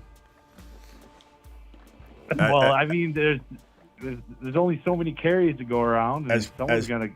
As Perps would say, you've changed. Yeah. This is the age of James. I thought this is the age of James Conner. He's 29 years old, my guy. Yeah, he's getting up there. So am I all that worried? No. Do I think this guy is going to command work all year? He's actually really, really, really bad for a majority of the season. Then missed a string of games. Here's his game log right here. He is 20, running back 20 in week 1. Then running back 15, running back 6, 36, 38, missed a game, missed a game, missed a game, missed a game. 4 straight games he missed. 34, 27, 40. He was absolute garbage from weeks 1 through 12. Absolutely, utterly useless except for week 3. And this was his first time he ever ran for 1,000 yards. Yeah, this is his 28-year-old season, though. So this is like the season to worry about this stuff happening. He did hit a nice little fountain of youth in week number 13 on. Number 5 in week 13, bye week. Number 11, number 4, number 4, and number 1, which this week is 18 is hard to like quantify because a lot of players will not play fully or you'll get some strange work out of some. But it was a great finish to the year. I just think that what you saw happen in the earlier part here, there's just no way you're just going to see him like go this route the entirety of the season at the age of 29 with his injury history and all that. But I mean, you're not wrong that in the beginning of the year there'll be a committee, and it may not even be a committee. Like, could this be one of those situations where in week 1, Connor gets 15 carries and Benson gets 2? I mean, that could happen. Is it possible that Benson gets like 8 and Connor gets 15 or 12 or something? Sure. But it wouldn't shock me if this Benson side was something small in week 1. We don't really know. It wouldn't shock me at all. No one knows what week 1's going to look like. Benson could get banged up in the preseason and not even play week 1. Tough to say. I mean, Connor could get hurt in the preseason and Benson could start the year. Like, I mean, we don't know. But all I know is that if I was a betting man, the last thing in the world I'm going to do is bet on a 29-year-old running back with an injury history that never was really thought to be the kind of guy that would go the distance and play at 31, 30 and be an outlier. Like, he's not that guy to me. Mm-hmm. Benson's like a difference maker, bro. And I want to say one thing about Pitts. I think some of the blame has to be put on him because he was labored even in week 1 when he caught that long pass. I mean, his legs are starting to look like Deontay Wilder or something. The speed, it just doesn't seem to be there as he's getting older. Kyle Pitts. And Ziggy, how old is Kyle Pitts?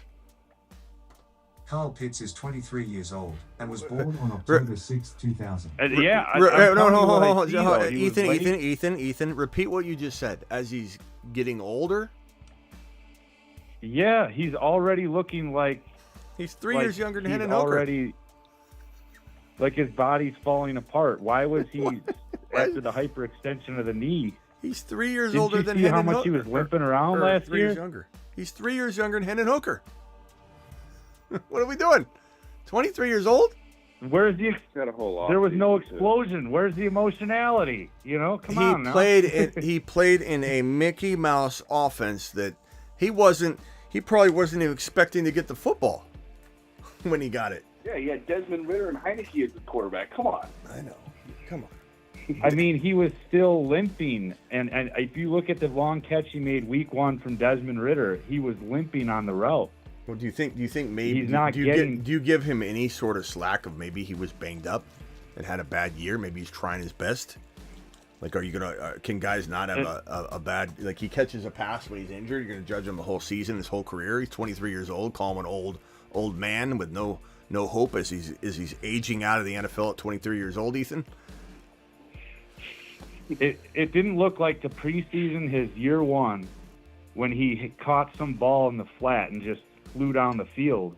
I haven't seen that at all anymore. Okay, well, why don't we give him a chance? Why don't we give him a chance now that he has an actual quarterback?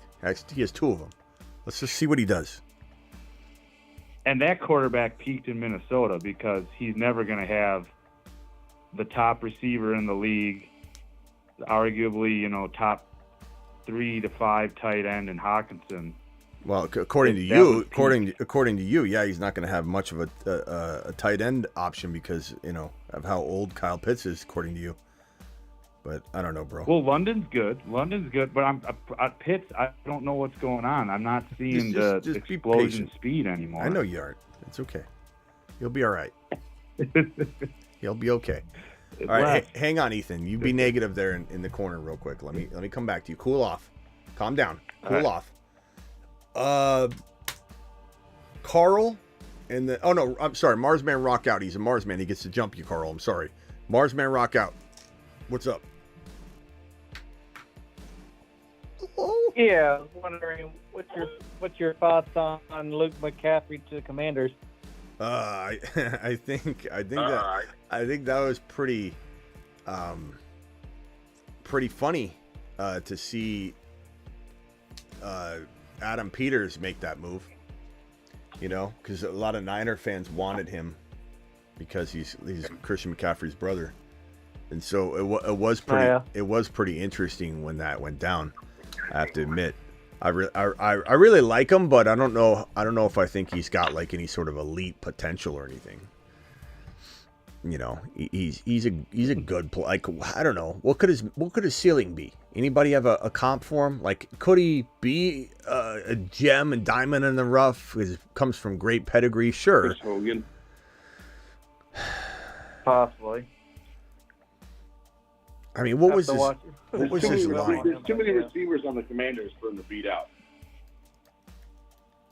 Luke McCaffrey stats. Let's look at his stats, because I kind of feel like I'm blanking on what he ended up dropping. Hold on. I mean, he's never had a 1,000-yard season receiving. I mean, the good part is he gets a lot like running. He's kind of like the inverse of like a Debo in a way. He's like the receiver that, or I guess you could say he's really kind of in a way used like Debo, exactly. You know, running, receiving. But like look at Luke McCaffrey's numbers. I mean, none of these numbers to me. By the way, he's 23 years old, the old man. He's Kyle Pitts' age. Bro, do you realize how young Kyle Pitts was coming out when you call him an old man and he's lost his burst? Like, Luke McCaffrey's an incoming rookie. I know what you're trying to say. Look like Deontay Wilder. No, his knees don't look like Deontay Wilder. He's literally the same age as incoming rookie Luke McCaffrey. Kyle Pitts his career's just getting going. If anything, it's like crazy when you think about it, how young he is. Luke McCaffrey's stats. He was 20. Luke McCaffrey got 1 reception in 2019, 1 reception in 2020, 58 for 7, 23 and 6, and then he had this nice little season where he had 13 receiving touchdowns. I think that's what really put him on the map. 71 receptions for 992. I don't know, like, I guess he could become, I don't know what the comp would be for him. I think the only is standing in goal. McCaffrey was a cornerback, and then he got switched to wide receiver. Well, I mean, that was probably in 2020 during the pandemic then. I mean, he still caught 2 passes, but I'm not worried. I'm not judging his 2020 and 2019. I'm only worried about when he got volume, what did he do? And 992 and 13 is pretty good, but I don't know that, like, he looks good. I mean, like I said, the pedigree is good. I like that somebody yelled Danny Amendola. Like, could he become that? Sure. But what I do know is Adam Peters knows talent, and so maybe. I'm not going to rule it out. The fact that Adam Peters drafted him, you know what? I'm going to look at him. I don't know what I feel yet. Let me digest it. A month from now, I could love him. Like, I reserve the right to wait on this one. I'll be honest with you. I've deep dived on a lot of these players and their stats, and I've looked at McCaffrey. It's not like I haven't. I watched film on him. I wasn't like enamored, but it was like, okay, I could see a little bit of his brother in his game and such, but he's not going to be his brother. I can tell you that. But maybe because Adam Peters likes him, I'm going to take a second look and I come back and I tell you, you know what? I want to say I missed this, but like I feel like he's got a lot of upside now. But we'll have to see. Again, as someone else screamed on the phone line, you've got a crowded McLaurin, Eckler, now Dotson. Dotson, and then they drafted another tight end. What was his name? Guy from Kansas. Sinat. Like, and the Ertz is there, and JD5 runs a lot, and so I don't know. Dotson's a placeholder for field goals. He's not a receiver. What? You didn't see that last year where Ron Rivera had Dotson holding field goal kicks in practice? Yeah, that's pretty pathetic. Yeah, I hope he does more than that. Ethan, you got any more dad jokes? They're true. Sad but true. Ethan's tough. You know, like he's got thick skin. Ethan could get struck by lightning and he'd just go to work. And Smitty, Yeah. Here, get struck by lightning. what do you think? And go to work. See you What do later, think, honey. Franklin and Jerry Rice's son should go. Franklin and Jerry Rice's son, Brandon Rice. Yeah. I think Franklin would be good. Man. Good question, bro. Let me see. Franklin. I have to look at the draft board, but So you got neighbors to the Giants, Cowboys. I could see Franklin and the Cowboys if he slipped. Yeah. Falcons still need a receiver. Imagine if the Falcons got him too. Oh God. They're kind of full up, aren't Bills. What if the Bills? Doesn't it kind of feel like the Bills will also get another guy, and then we're like, holy shit, they got a Franklin and they have. Especially because Coleman's like the big slot. They still don't have that deep guy. Malachi Corley went to the Malachi Corley to the Jets. They was signed fantastic. Curtis Samuel for $30 million. The Bills. I love Malachi Corley to the Jets. It's such a good. Patriots. I mean, maybe they get Polk and they get another guy. That could be one of those things. I kind of feel like Franklin could go to a team where a guy got drafted before him and Franklin becomes the one. Like that could happen. I mean that could happen with New England because Polk isn't necessarily. He's not a number one receiver. Why wouldn't the Commanders taken Franklin? I don't know. That I don't get. McCaffrey. Yeah. Wow. I mean, you must Travis, really who is the number one receiver in New England, Travis? Nobody. I guess Kendrick Bourne, Pop Douglas. Definitely Demario Douglas. I'll plan on Demario Douglas. It's Polk. Demario Douglas has been him with the He'll be worst the of best worst. one. I do think Douglas has a shot. He's not the number one. I think Polk will be. Douglas might be the one right He's now. not a true number. Yeah, but he's not like an elite one or anything. I think he's a pretty good two. They don't. Though. Yeah, they don't have a number one, technically. They don't have a true one. They still need that. All right. Franklin to Broncos. Franklin to the Raiders. Franklin to. Watch the Chiefs get him too. Franklin. Ravens. The Chiefs are getting Baltimore. Raven. Franklin the Ravens. I could see that. I can picture that right now. Him and Zay Flowers. Wherever Franklin goes, will be That's a what I was luxury saying. at this point. Who said that? He said what? Sorry, it's Carl. It's Carl. What's up, Carl? What did you say? No, I was just saying wherever Franklin goes is a luxury piece at this point. Why is that? Well, if he goes to the Ravens, he'd be a legit. Because the wide receiver rooms are pretty much established, right? Like, No, I mean not. I don't know who else needs Not necessarily. I mean, like Baltimore needs a guy. I mean, he could go there and take over as the number one over Zay. I mean, I like Flowers a lot, but Franklin's got the ability to. Giants Do you think won't. Zay's ego will allow a third round, a day 3 pick to outdo him? Do you think Zay's ego will allow that? Well, sometimes it's not up to the player. So, like you gotta what you're saying there is you don't like Franklin. That's what you're saying, which is fine. What which I'm is fine. Saying is I see Zay having a year 2. I like Flowers. He had a good year last year, but he had serious mistakes that we can finger point with. And I think he will actually take those mistakes and really evolve. I feel like Zay's that type of guy. That's just who I think of him. Right. I'm not saying I don't agree. He's a moon man for a reason, But Spencer and Trevor, I'm so sorry I waited on these. Let me get to these super chats right now. But what you're saying, has nothing to do with Zay Flowers at all. You're saying you think Zay's going to allow that.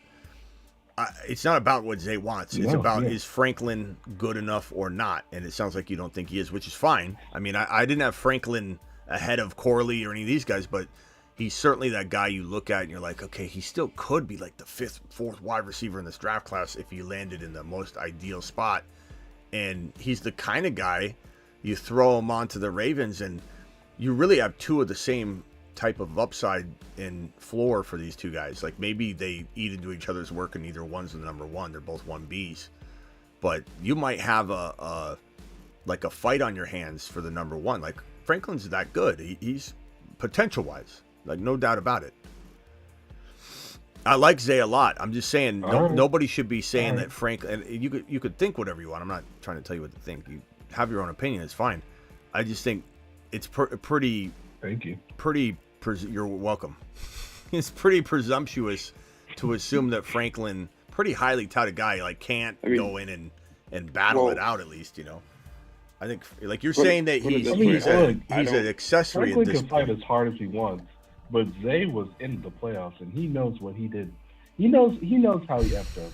He honestly does. And I think that haunts him enough to where he wants to step up. I mean, I'm just saying, like, there has to be personal things, personal elements. Are you a Ravens fan? Him to make him want to step up.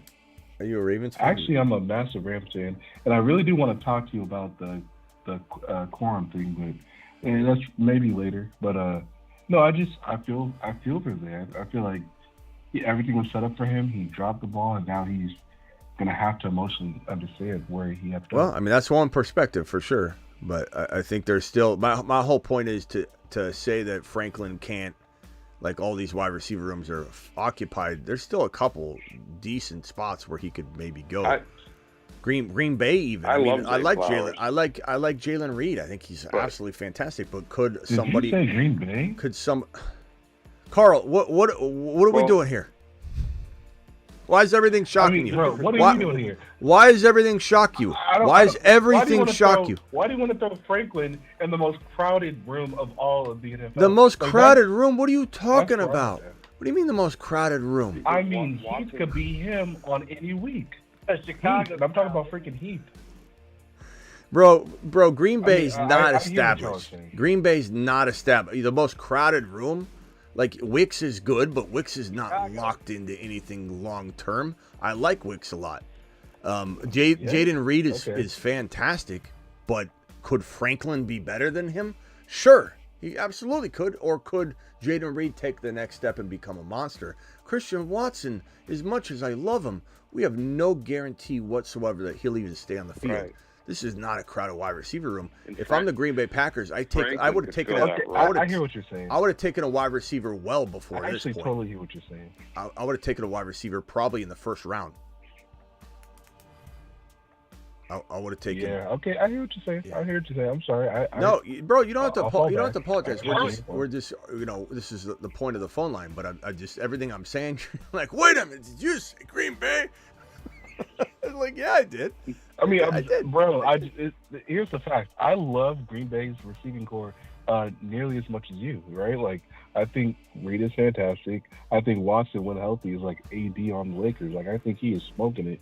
And I really adore Heath and Wicks. Like, I really do think. But you're right. Like, when it comes to like contracts and money, for sure, they're not. None of these fools are long-term players. You're right. And Franklin could shake shit up. For sure. I'll tell you what, though. There's not a lot left. Like, I'm looking at my rookie rankings. You've got A.D. Mitchell now landed. You got Keon Coleman landed. You got Leggett, Brandon Rice, Roman Wilson's got a team. Polk's got a team. McMillan's got a team.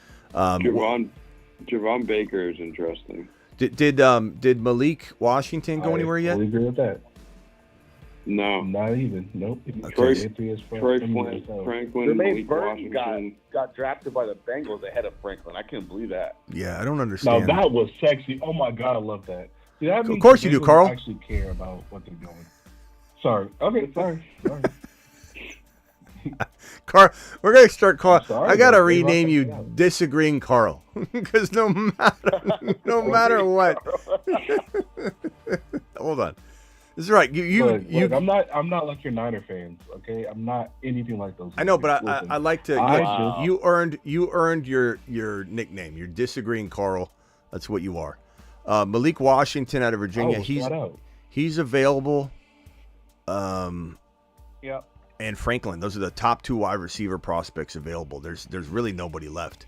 So it will be interesting where they choose. Javon Baker's still there. Okay, Baker. The only running backs. Blake Corum's landed. Marshawn Lloyd in the Green Bay is pretty interesting. Trey Benson, Cardinals. I don't even agree. Jonathan Brooks. Okay.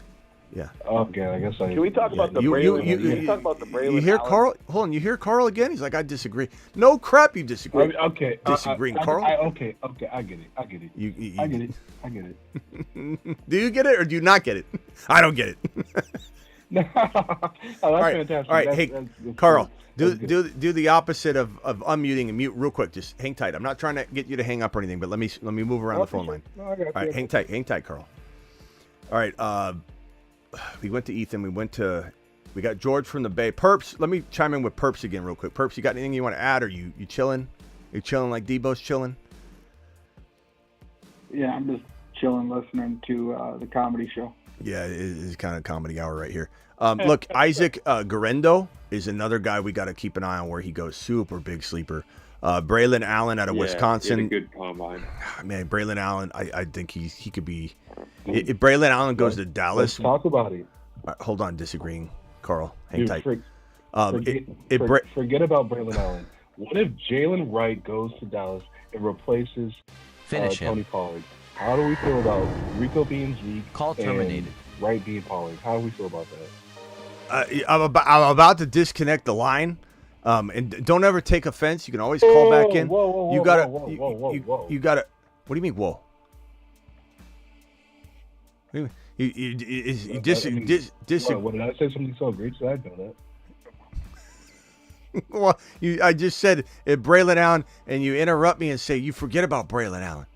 You forget everything's disagreeing, Carl. Everything. I haven't even said anything yet. I'm just merely speaking on Brallan Allen's behalf. If Brallan, don't forget to talk about Brallan Allen. Hey, you're right. I'm gonna fall back. You're right. This is wild. Just hit mute. Chill. Yeah. Hey, you're on timeout, Carl. Carl, you're on timeout. Mute yourself. But before you mute yourself, what did you say? Forget about Brallan Allen, and then what did you say? What was the player you're talking about? Okay, all right. I'm gonna like actually hang up and just listen. But for real though, I do want to know how you feel about the possibility that Rico Dowdle is actually gonna be the Zeke role because he's a lot cheaper than whatever the hell Zeke wants, and Jalen Wright plays the Tony Pollard role for the Cowboys. Like if they get the chance to even draft him, right?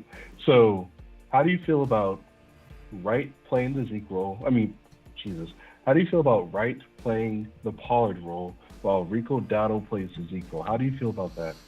I mean, we talked about this a lot on the show. Jalen Wright is the best running back in this draft class in terms of hitting the hole. His 40-yard dash, his first 5 yards is faster than any running back in this draft class. He's phenomenal. So, as I was trying to say before you jumped in and said forget Brallan Allen, is that Brallan Allen or Jalen Wright, if either one of those guys lands in Dallas, we have a real dilemma on our hands where we're like, okay, we thought Trey Benson was the first sure guy. And I probably still like Trey Benson more in Arizona than one of those guys in Dallas because of the way Dallas is looking right now. Just I feel like it's shaky there. We don't know what the hell the offense is going to look like a year from now. They're not extending Dak. Maybe they will, then they won't.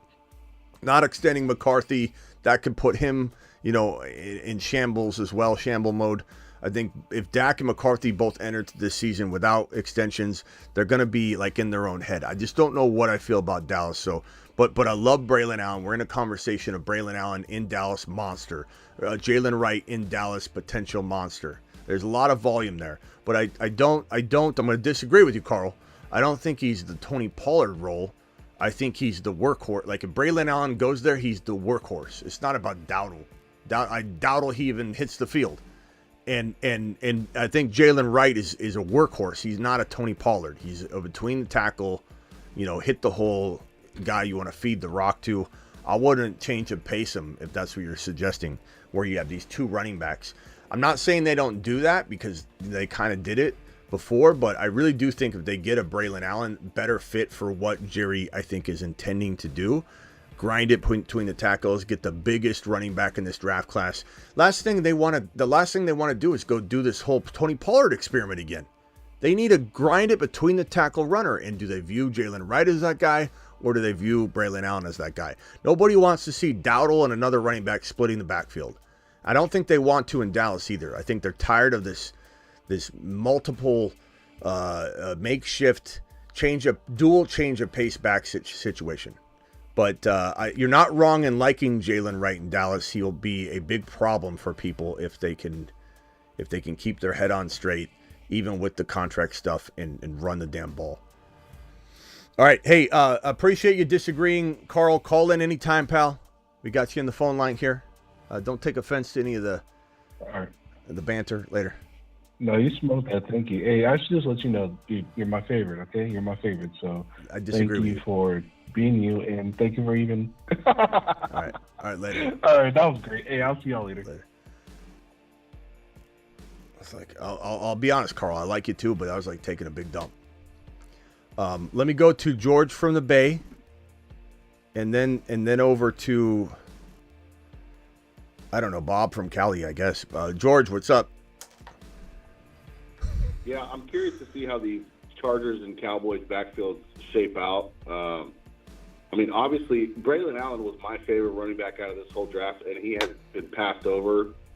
And I'm just curious to see where he's going to land. But I feel like this is going to motivate him wherever he does go because, I mean, he's just a specimen. He's a beast, you know, and he's very productive in college. And it goes to show, like, these scouts and all these guys that are drafting these players, you know, they have their certain takes, and we have our certain takes on what we see.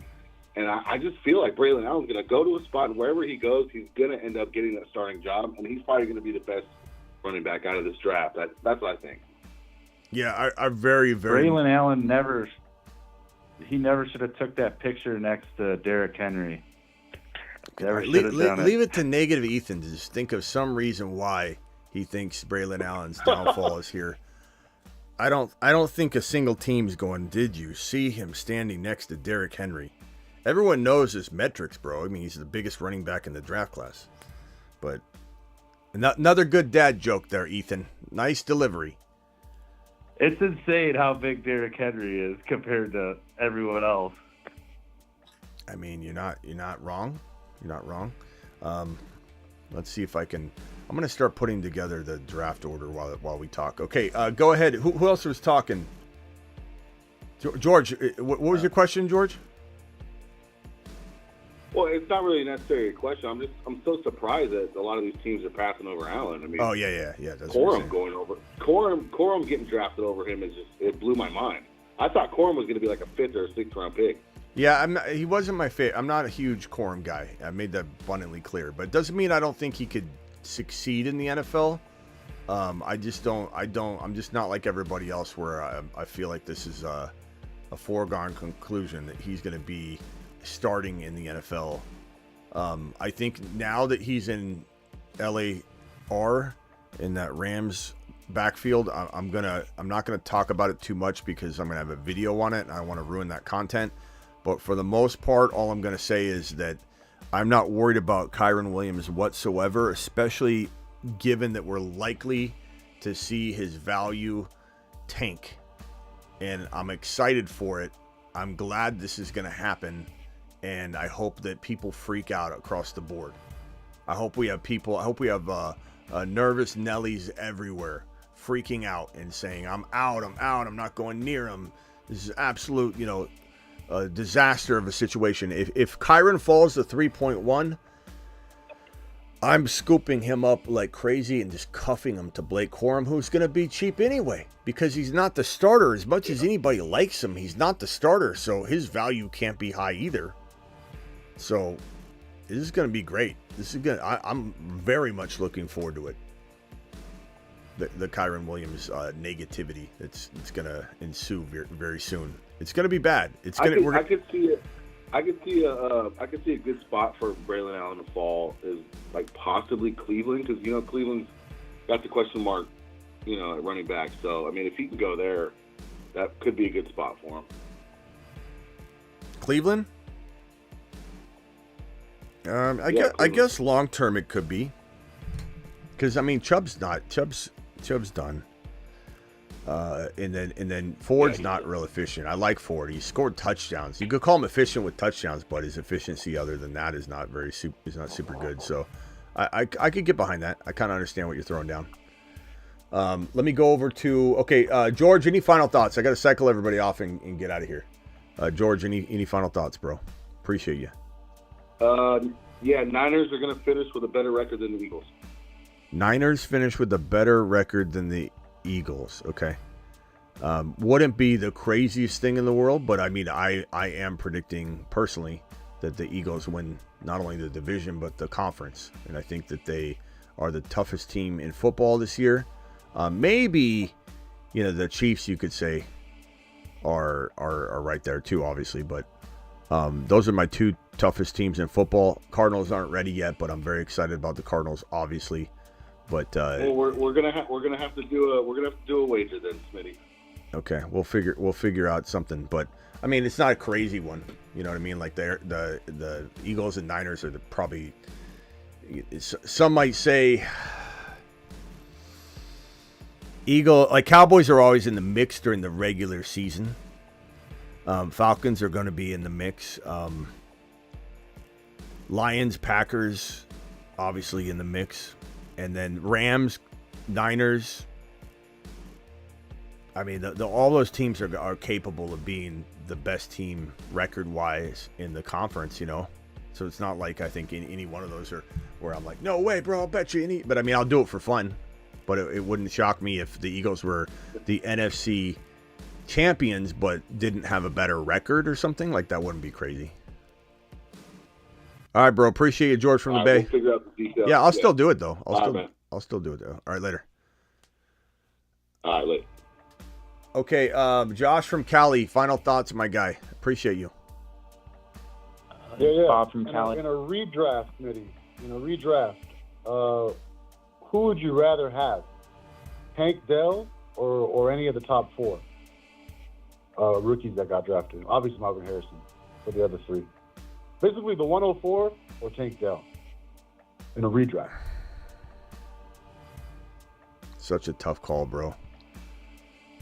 I'd probably say in redraft. Oh, redraft. I'm sorry, redraft. So, okay, so Marvin Harrison Jr., yeah. But in redraft, Neighbors, Adunze, like all those guys, you're talking about Benson and the running backs as well? Well, I'm talking best ball. But are you talking about running backs as well, or just receivers, or what?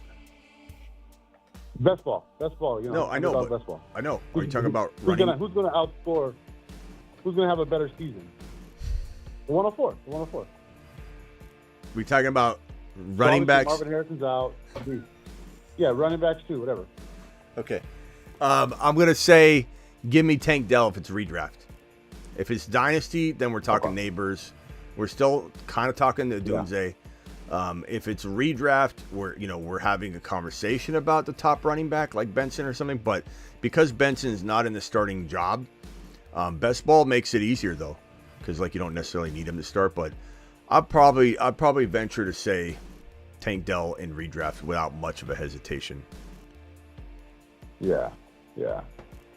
Like his point is probably going to be like.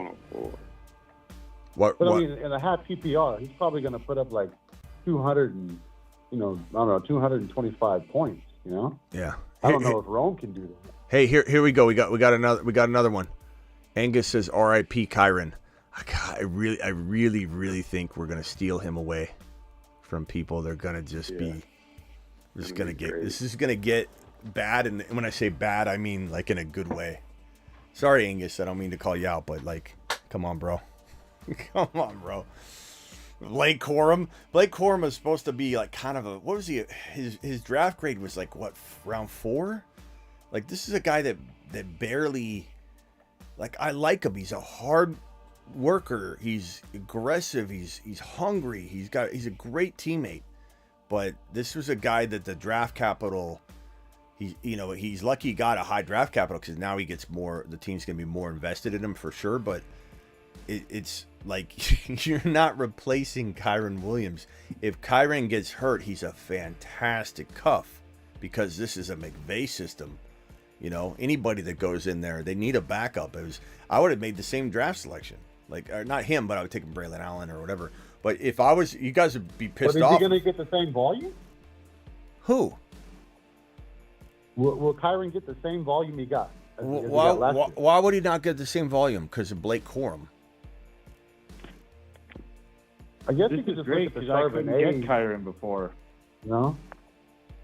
What? The whole Charbonnet Ken Walker situation kind of makes you think I think you missed the beginning of the show because I definitely addressed all of this, and I don't expect everybody to watch every waking moment, but I told Travis, I told everybody watching right now, I said, you watch the Zach, I freaking predicted that to a T. The Zach Charbonnet Walker situation is going to make people paint a picture about Kyren because that situation appeared to not work out when it had nothing to do with Zach Charbonnet stealing the job from Walker. It had to do with the offense. Walker didn't lose the job to Charbonnet or anything. That offense was feeding Walker massive touchdowns at the beginning of the year. And I came out about week 5 or 6 and I said, maybe we need to trade Walker because he's skating by on massive touchdowns that can't sustain. And that's when people got really upset and were like, you pumped up Walker all off season, expecting me to just stick to it. But there is no, Charbonnet was no threat. Charbonnet didn't devalue Walker, but I'm telling everybody exactly like you just mapped out that situation is going to make people think you could just rinse and repeat, transfer over that, because Corum's there. Corum, I made it abundantly clear before the draft that Corum is not an elite player. He's not. His metrics prove that. He's a hard worker. He's gonna slide. What? He's gonna slide. Best Ball Mania, he's gonna slide. Kyron's gonna slide. Best Ball Mania. His ADP was 12. What do you think it is now?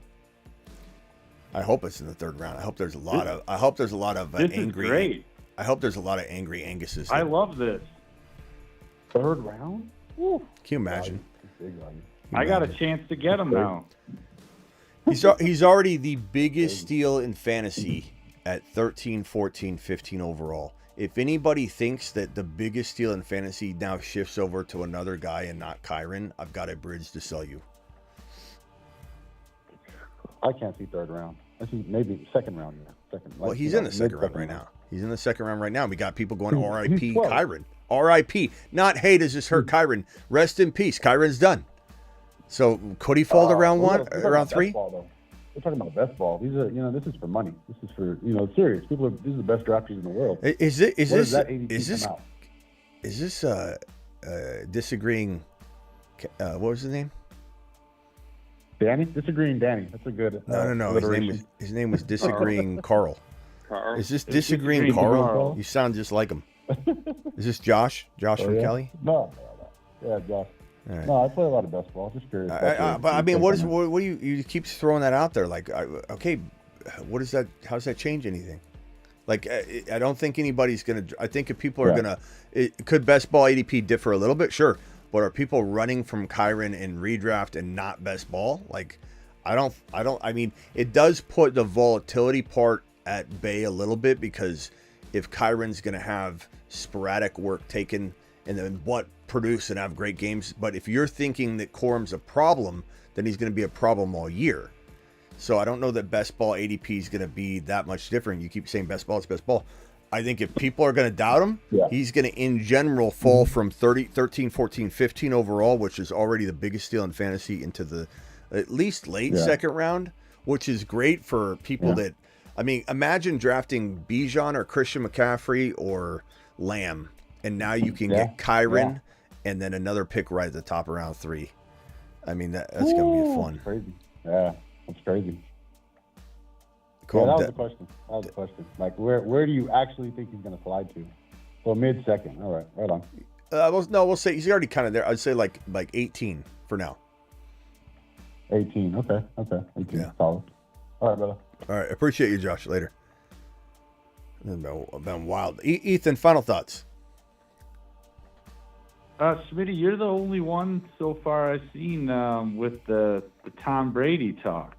That's because I'm not afraid. Right? I'm not afraid of the backlash. I'm not afraid of the backlash of why are you talking about Tom Brady? Stop talking about Tom Brady. I'm not going to stop talking about anything. Tom Brady is absolutely 100% potentially 100% potentially a conversation piece for the Las Vegas Raiders now that they didn't find a quarterback. I don't know when. I'm not saying week one, but like this is something. The only problem with Tom Brady coming back is Minshew's got to ball out, and this team's got to be like 6-2 or 5-3 or 8-3, and there's a shot for the playoffs, and then Tom gets to come in if he doesn't decide he wants to do anything like earlier than that. The problem is, how does he walk into a team that needs a quarterback if they're and they do well? So Minshew. So the only scenario we have is Minshew balls out for half of a year, gets them into a position where they're in striking distance, and Tom Brady gets to come in and play. That's the only scenario. The problem is the likelihood of the team that needs a quarterback that badly winning and having a playoff chance is also down low. So it's kind of a catch-22 double-edged sword. But we'll see. Maybe Minshew can do it for half a year. Well, he's always a bridge or a backup, Minshew. That's why I'm like, and then they're getting these tight ends. I was like, oh, this could be Tom Brady, Yeah. All right. Oh, the Loud Cup. Do you still advertise the Loud Cup? I do. Let me see. I haven't. I got a clip of promotion. I'll do it tomorrow because I don't want to wake up the family. It's not that loud, but. But what if someone just brought their coffee cup and put a kazoo in their pocket or something? What if they did that? No, I'm just kidding. All right. Well, thanks a lot, Smitty. This guy's dad jokes are just. All right, Ethan. We do appreciate you, and don't get struck by lightning or anything tonight. All right, later. I will. All right. Have a good one. Ethan. That guy's tough as nails, though. Like, you could literally, he's like a punching bag, and he just still keeps smiling. Sebastian, you got 30 seconds. Go. Yeah, I've been trying to get in since the Trey Benson, bro. I was going to give you an exact ADP. I was going to say anywhere between 110 and 120 because of the Charbonnet. That's where he falls in similar draft capital. And even Ty Chandler's in that range behind Aaron Jones. Trey Vincent. Who? Wait. You said Trey Vincent? What? Trey Benson. Oh, Trey Benson. Well, yeah, the ADP though is not going to. It sounded like you said Trey Vincent. The ADP for Trey Benson is not going to be accurate because the guy just landed a future starting gig. People are going to be excited about him. He is the backup though, so I do wonder how much he moves. Like Travis said. Maybe it's the ADP climbs at bay. Ty Chandler then? He's in the same boat because he's behind Aaron Jones. Yeah, it's like just saying what about any backup in the league? Like you can't use Ty Chandler and Benson like the interchangeable backups. That have the same exact value. You know what I mean? Like Ty Chandler. Well, then why is Amir White going at 100 then?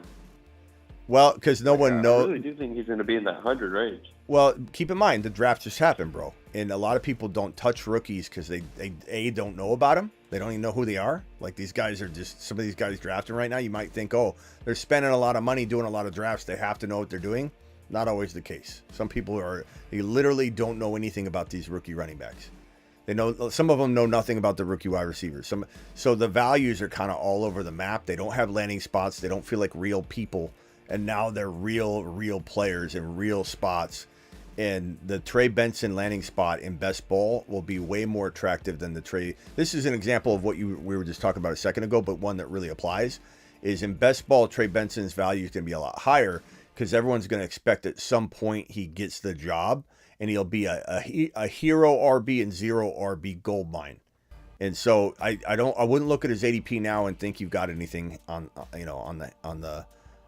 the controller, on the handle here. He's going to go probably in like the 80s, I imagine.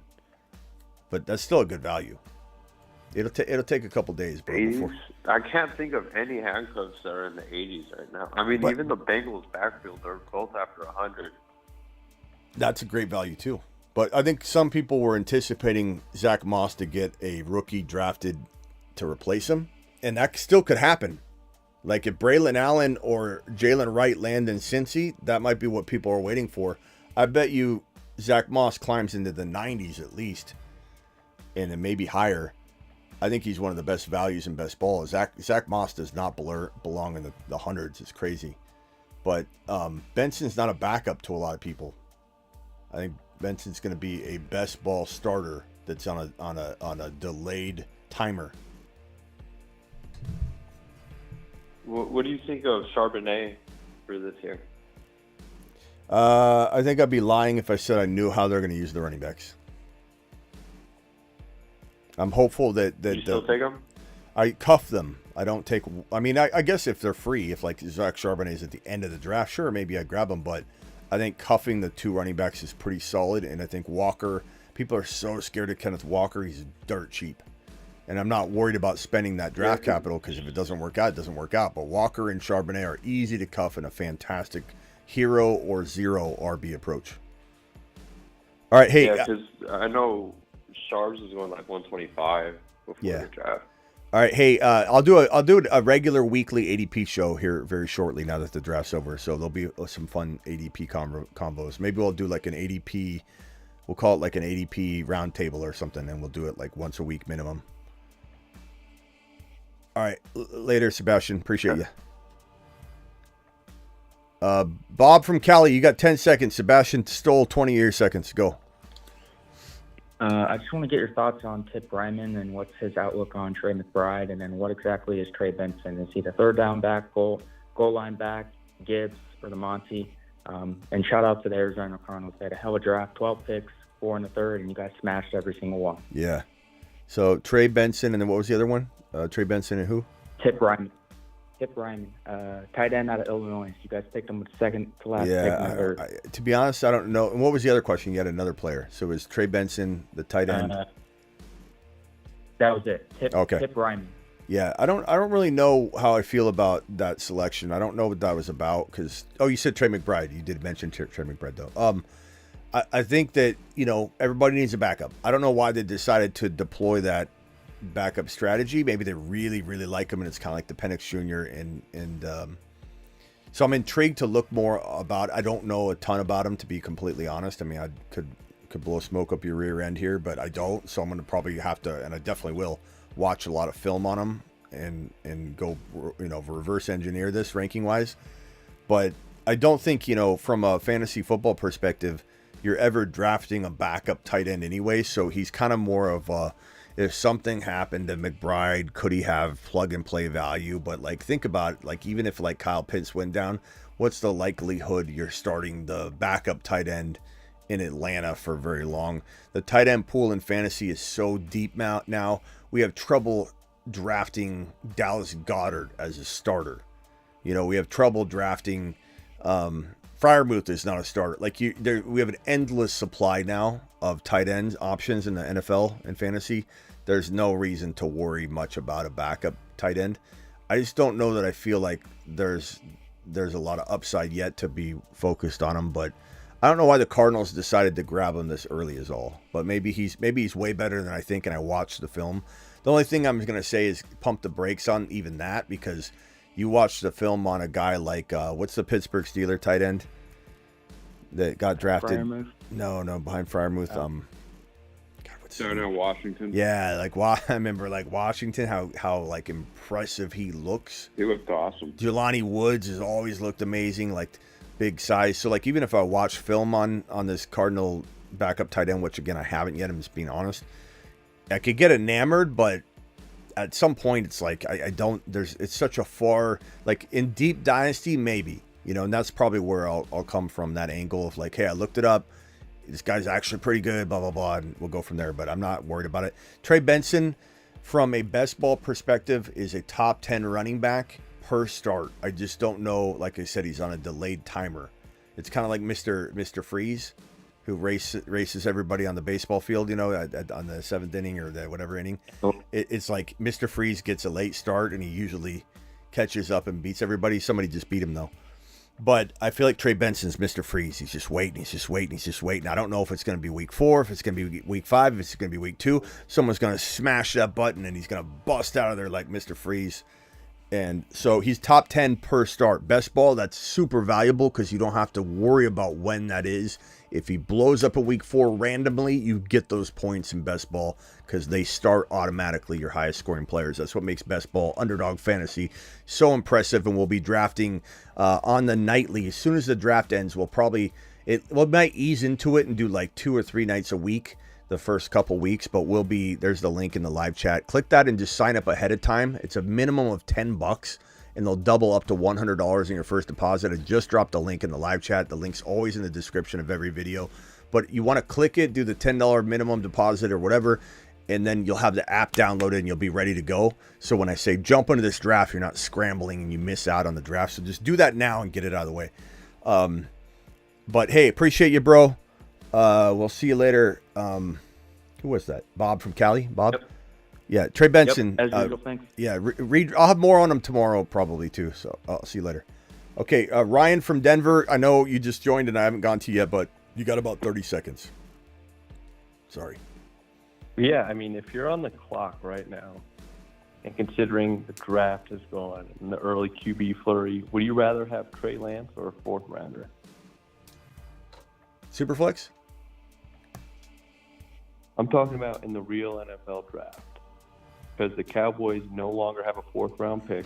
They have Trey Lance. What would you rather have if you're them? 4th round pick? Look, I mean, Trey's not developed right now. The 4th round still has a bunch of good talent. I mean, I'll pull it up right now, and I'll tell you guys I would like over Trey Lance right now. Let me see. In terms of quarterback or just overall? Yeah. I mean, Joe Milton's the Rattler hasn't gone, right? Correct. Let's see your prospects. Hold on, broski. Hold on. I really like the idea of Joe Milton, bro. I'm not gonna lie. In Trey Lance, there's some problems with Trey. Like, Trey could be okay developing where he is in Dallas, but like you move him another place or anything like that. So I'd rather have Spencer Rattler. I'd rather have Michael Pratt, who's a very underrated next up to be drafted quarterback. A lot of people like Pratt. Michael Pratt from Tulane. He's pretty solid. And Joe Milton. People make fun of Joe Milton. They think he's a party trick. I kind of I'm intrigued beyond being intrigued, man. If I'm the Colts, if I'm the Colts, I want this man as my backup quarterback more than anything right now. If I'm the Cardinals, I want this man as the backup quarterback more than anything right now. If I'm the New York Jets, this is my number one goal right now, is to get this man to back up Aaron Rodgers. I feel like Joe Milton can be a party trick on the field, and kind of in Cam Newton fashion, you just march into a game where it's like, oh my God, what do we do? Aaron Rodgers got hurt and he's going to be back in 2, 3, 4 weeks. Just Joe Milton might be able to just muster up like 80 yards on the ground. Look at Anthony Richardson. I think about that a little bit. Like, look how good Richardson did when he couldn't even throw yet. Like, I don't know. I just feel like, and people are going to be very, very upset at that take. I can tell you right now, there's going to be somebody going, Smitty, Joe Milton's not a starting quarterback. There's just a big hater fan club. Well, neither is Trey Lance. So is there any world where Jerry can pick up the phone and say, hey, we'll give you Trey, give me your 4th, even if it's late? Which team are we talking about? Trey to where? Anywhere. Just, is he available, do you think, for a 4th? I don't know how Jerry feels about him. I don't know. Possible, sure, but if let's say the Raiders picked up the phone right now and said we'll do that, I think maybe you could get it done, maybe, but yeah, I think you could maybe get it done. I don't know what his contract looks like or whatever, but I think you could maybe get it done. The only thing I would say is that if you were smart, you would know that I think Milton, Rattler, and Pratt are probably better prospects that are younger, haven't been damaged goods that you got to repair and worry about. Are they going to be able to? I would probably just say, give me Milton, give me Rattler, give me Pratt. But if I'm the Raiders, So I really you'll hope take a fourth rounder. Yeah, I would. I really hope that tomorrow the Raiders or the backup spots that I mentioned grab Milton or Rattler tomorrow. All right, hey, I gotta go, bro. Appreciate you. We'll see you later, pal. Perps, you've been hanging so long. Did you need to wrap it up first before anybody else, or you good to go? Yeah, I can wrap it up. I mean, Or do you want me to come back to you? Appreciate the talk. I didn't want to rush you. I'm just saying, like, I didn't know if you had to go or something because you've been sitting there for so long. But if you want to hang tight, I can come back around at the end. I just want to make sure you were good. Yep, that's fine. Okay. No, I'm good. The Redwood, I know you haven't talked yet. I know I'm not real. I'm real lenient on this, but you got 30 seconds, and I'm putting the timer on, so I actually disconnect from you. Ready, set, go.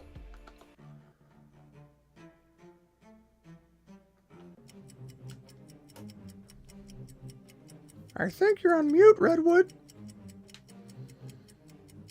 Redwood, you got 20 seconds. We're going to give him the full time, though, because he's scrambling. Redwood. He's got to mute. Redwood.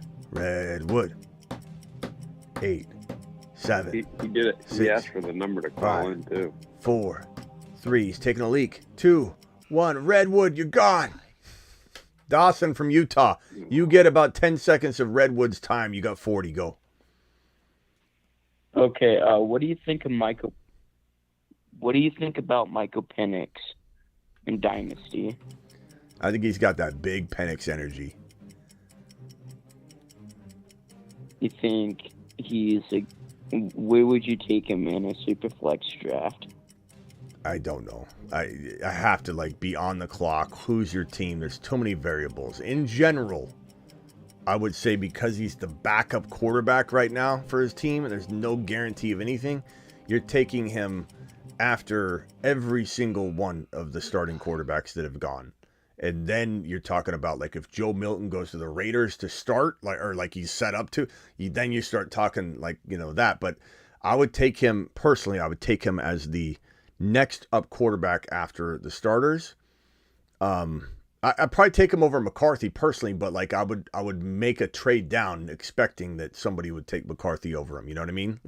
Rankings and then where I actually draft are different. I think you'll get away with him being in the near second round territory. I don't see how somebody's going to draft Michael Penix Jr. in the first round of a Superflex draft when once you get through the top 5 quarterbacks, everyone starts going straight for the running backs and wide receivers. And who's going to draft a backup quarterback? I would, but I mean, take advantage of it. Yeah, I personally believe in him. I think he's eventually going to get that job. All right, bro. I agree with you. I don't think they took him at 8 overall for no reason. Yeah, he's the future for sure. But it's just a matter of how quick does he get in there. All right, bro. Dawson, call tomorrow. Appreciate you, bro. Later. Okay. Perps and Travis Rowe, final 2 phone line contestants. Either of you have any final thoughts, comments, concerns, negativity, positivity, any dad jokes to one-up Ethan or anything like that? I can't beat those jokes. Yeah, they're bad. No, just I'm not that clever. Looking after talking about Franklin and stuff, I'm looking, realizing the Patriots are up third pick in the 4th round, and I think that'd be a good pick for them to take him as well. Yeah, Trevor, are you here? Because he kind of. Yeah, keep going. I'm sorry, I didn't mean to interrupt you. Trevor, let me know if you're here. Keep going. No. No, I was just saying he's still fit because Polk isn't he's not a big X receiver like they could use. Polk, he goes deep and he can play all over, but Franklin, I think 6'3", and he's definitely got upside. So yeah, I wouldn't mind seeing them take him. I don't know what they're going to do with this next pick. Yeah. Trevor Watts, are you here? I feel so bad. see. Trevor dropped his super chat. I've had it on my screen. His $10 hauler has been sitting there for Lord knows how long. I'm so sorry, bro. I'm getting better about it. Every once in a while, I mess up. Travis usually keeps me on track. Shoot. Yeah, I thought you had read that one. I didn't even. Did I? didn't Wait, hold realize on. you Is it had time it. to flip AJ? No, I didn't. Is it time to flip AJ Brown for a No, younger you wide didn't. receiver in Dynasty? What are some good trade ideas pre-draft? That's a great question. Trevor, are you here? Good question. Damn it. Yeah. And then AD Mitchell to the moon. Can't say enough about it. I know that wasn't a question. I put that on screen for a long time just so you got a little exposure there. Thank you, Spencer. Spencer, are you still here? Yeah, Spencer's here. Spencer's the man. Spencer, thank you, bro. And yeah, AD Mitchell to the moon. Look, AD Mitchell is a good landing spot. I mean, what do you, Perps? Do you like AD Mitchell in his landing spot, bro? How are you feeling about the fact that he goes to a situation where he's now the Colts' probably future number one wide receiver, whether Pittman owners want to believe that or not, and maybe you disagree with me, and you think Pittman's the guy, but I just think Pittman's never been a number one. So, what do you think? No, I'm excited about it. I've been picking him up throughout various drafts. I don't know. I think I've done over 100 best ball drafts already. So, no, he's on my list, short list of guys to grab. Yeah. Okay. As far as taking over for Pittman, yeah, I don't disagree with that. Yeah. Anything else you want to drop or anything else you want to add? And so, yeah, AD Mitchell to the moon. Well, Appreciate that, Spencer. You what? Not to spoil your video, but just to compare Kirk and Penix Jr., it could very well end up like the Brady Bledsoe era. Mm-hmm. So, Yeah. All you need is that one opportunity, and you just don't give it up. If I'm being honest, I hope Ron's not still on the phone. Or I'm sorry, I hope Ron's not still in the live chat on this one. But I feel like, if I'm being completely honest, and honestly, I think, I don't know if you guys got a sense from me. And again, Trevor, if you're here, please let me know. I don't know if you guys got a sense. I think I was pretty abundantly clear about it, that it wasn't my favorite idea that Cousins was the guy. I wanted something. I wanted security. I think we're all gravitating toward anything at this point. Like, Cousins is very underrated. Okay, I want to make that abundantly clear. But we just don't know what he's going to do in a new environment. He's got the Achilles injury. I feel the same way about A-Rod. I'm concerned about it enough to want Milton or Penix Jr. in New York. I've made that abundantly clear too. But I think everybody can say or can tell that I've never been 100% like Cousins to Atlanta is the best move, that could have been. I've been very vocal. Have I not? That Fields was the one I wanted more, and I liked it. So I think that, like, it's not crazy to me that Penix takes a job, because I like Penix more long term, and we even talked about this when Ron had called in, and he was kind of giving you a hard time, saying you were going to regret wanting the grass to be greener. Oh, I won't forget that. Yeah. Oh yeah. And I backed you up in saying that I would rather, if I was you, take the chance on Penix so you can get a little change in scenery and a little change in this, and so I very, very much love Penix Jr. more than Cousins for the long term, because he's 36-year-old Achilles tear, all that. So this is one of my landing spots I wanted for Penix Jr. without Cousins being in the picture. So it's a tough thing for me when you ask me, what do you think is going to happen or what should happen, when I wanted this avenue over Cousins because it was cheaper. But to have both is a blessing in disguise from a fantasy perspective. So we'll get into that in the video, but I can't believe my eyes when I pull up Twitter or X and I'm looking around fantasy, just things pop up on my timeline, and people are griping and complaining in the fantasy industry and world, saying this is the worst thing ever. I can't believe this. What a waste. I can't believe this team did this. And these are some of these fantasy content creators just keep piling it on. It's like, shouldn't you be talking about this from the fantasy perspective, that this is a freaking absolute security blanket beyond security blankets? Like, even if they switch and Penix gets in there, and let's say, like I said, calf injury is going to put Cousins on the bench for a month because they're going to be scared to death of tearing that Achilles tendon because calf injuries and, the calf turns into the Achilles. So it's a very dangerous thing. Remember Aaron Rodgers had the calf injury. He's wearing the calf sleeve, and then boom, he tore his Achilles tendon. It's a very, very, very risky proposition to play on a torn calf, especially at 36, 35, 34, 33, 30, even 30. So the odds of these guys tearing Achilles tendons are high anyway compared to the average person. And then the odds of Cousins or Aaron Rodgers tearing their other Achilles tendon now are extremely high. Aaron Rodgers, let me see if I can find the photo of Aaron Rodgers' calf. Aaron Rodgers calves. Let me see if I can find this. It looks like they look a lot better now. But there was a photo of them.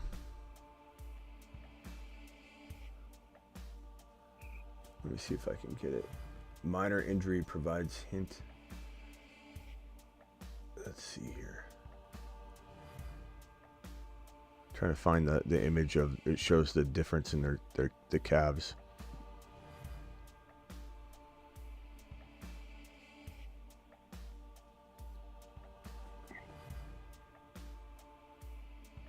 I can't seem to find the image, but like if you looked at my two calves for my ACL tear to this day, and I'm not a professional athlete, I slacked off on my rehab and all that, but if you put my two calves next to each other, you can only do it if you put them side by side and you actually like really look.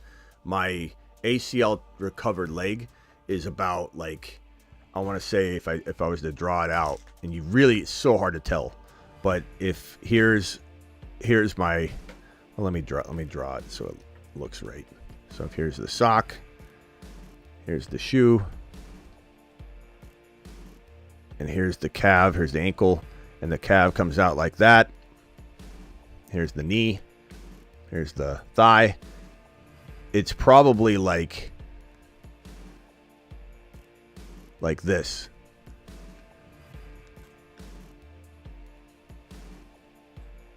It's you see a lot of muscle on one leg, and the other one, it's just like it's there, but it's definitely smaller.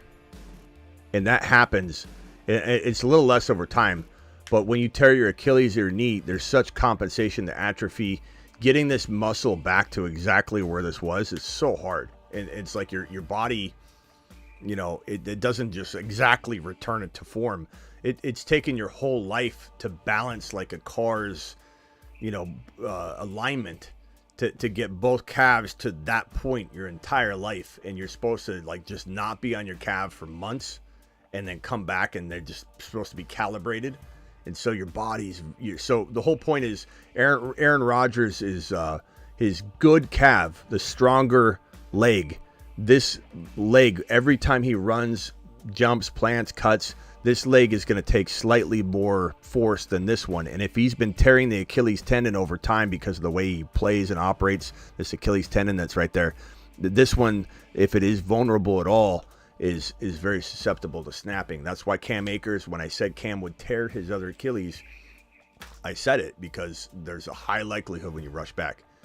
I don't know why I got onto that topic. Penix Jr. We'll get into it later in the video. Again, I don't want to throw too much at anybody right now. Cousins, A-Rod are old. Yeah, being 36 is tough. Being old.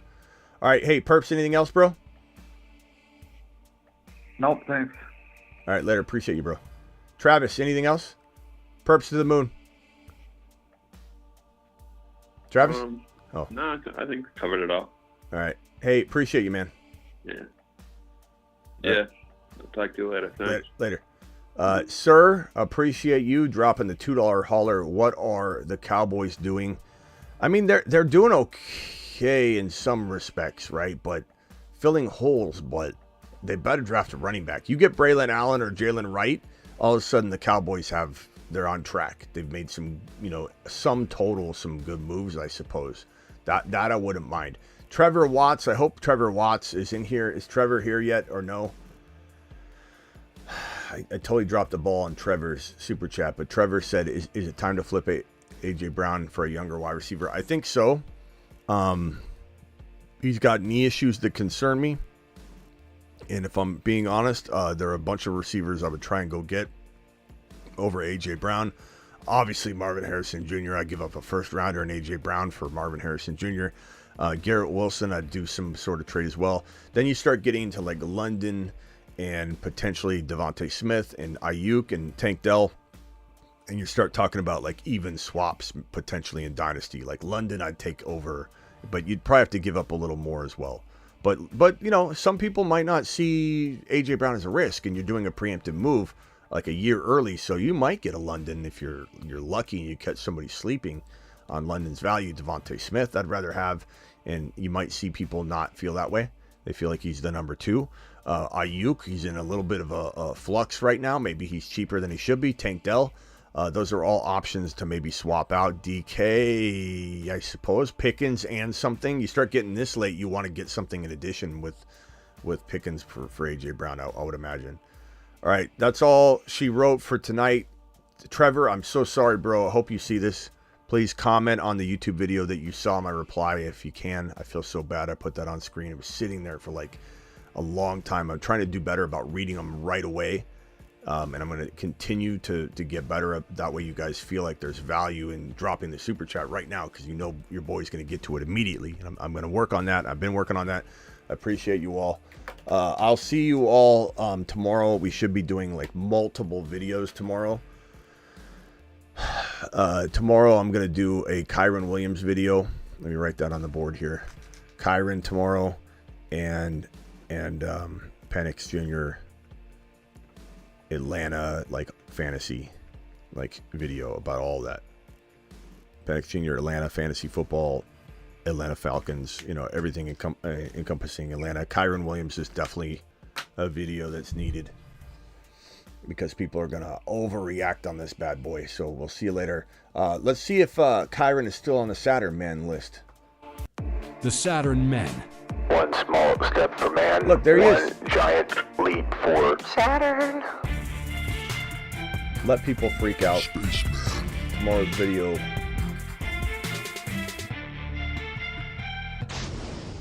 Spaceman.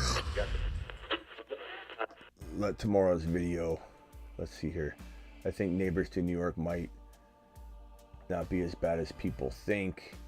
Shopkey says, so Kyren now with Corum. I think Neighbors, what was it? Head coach. I saw somebody say something. Kyren looks like he'll be taking a back seat. I bought. Who's taking a back seat? Kyren? I hope you're meaning Kyren. I hope so. I hope a lot of people are meaning Kyren. I hope people think he's taking a back seat. It's going to be unbelievable. It's going to be unbelievable. Appreciate you all. See you tomorrow. Thank you for helping me celebrate what is kind of known as, and I've been working out too because of the Achan, April 15 Achan Day, when he beefed up and bulked up and we all said we're going to commit, right? If you guys have dropped the ball on it, you can recommit today, but recommit to getting healthier, whether it's walking 10,000 steps or 5,000 steps a day. I'm doing it. Do it with me. Even if you're starting back over today, and we're going to get ripped or in shape or walk a ton of miles or whatever it is that you want to do, but we're doing it together. And it all comes down to Achan getting fit for us to motivate us. Okay. But thank you for celebrating what will go down probably as Arizona Cardinal Day to me. This is now my Arizona Cardinal Day, April 26. So April 15 and April 26, Achan Day, followed by Arizona Cardinal Day. Appreciate you all on that note. And I need to get a MHJ video at some point. I don't know what I'm going to do with it. I'll make sure it does not disappoint. And on the note of Achan, here you go. Achan.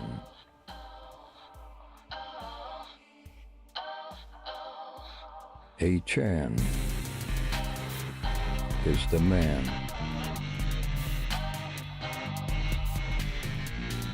His haters call him small. But he is 9 feet tall Is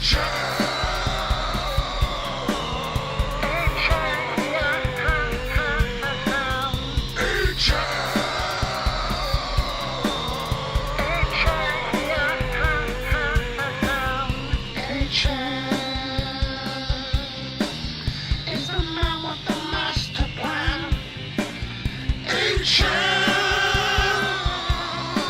Scoring touchdowns when he can.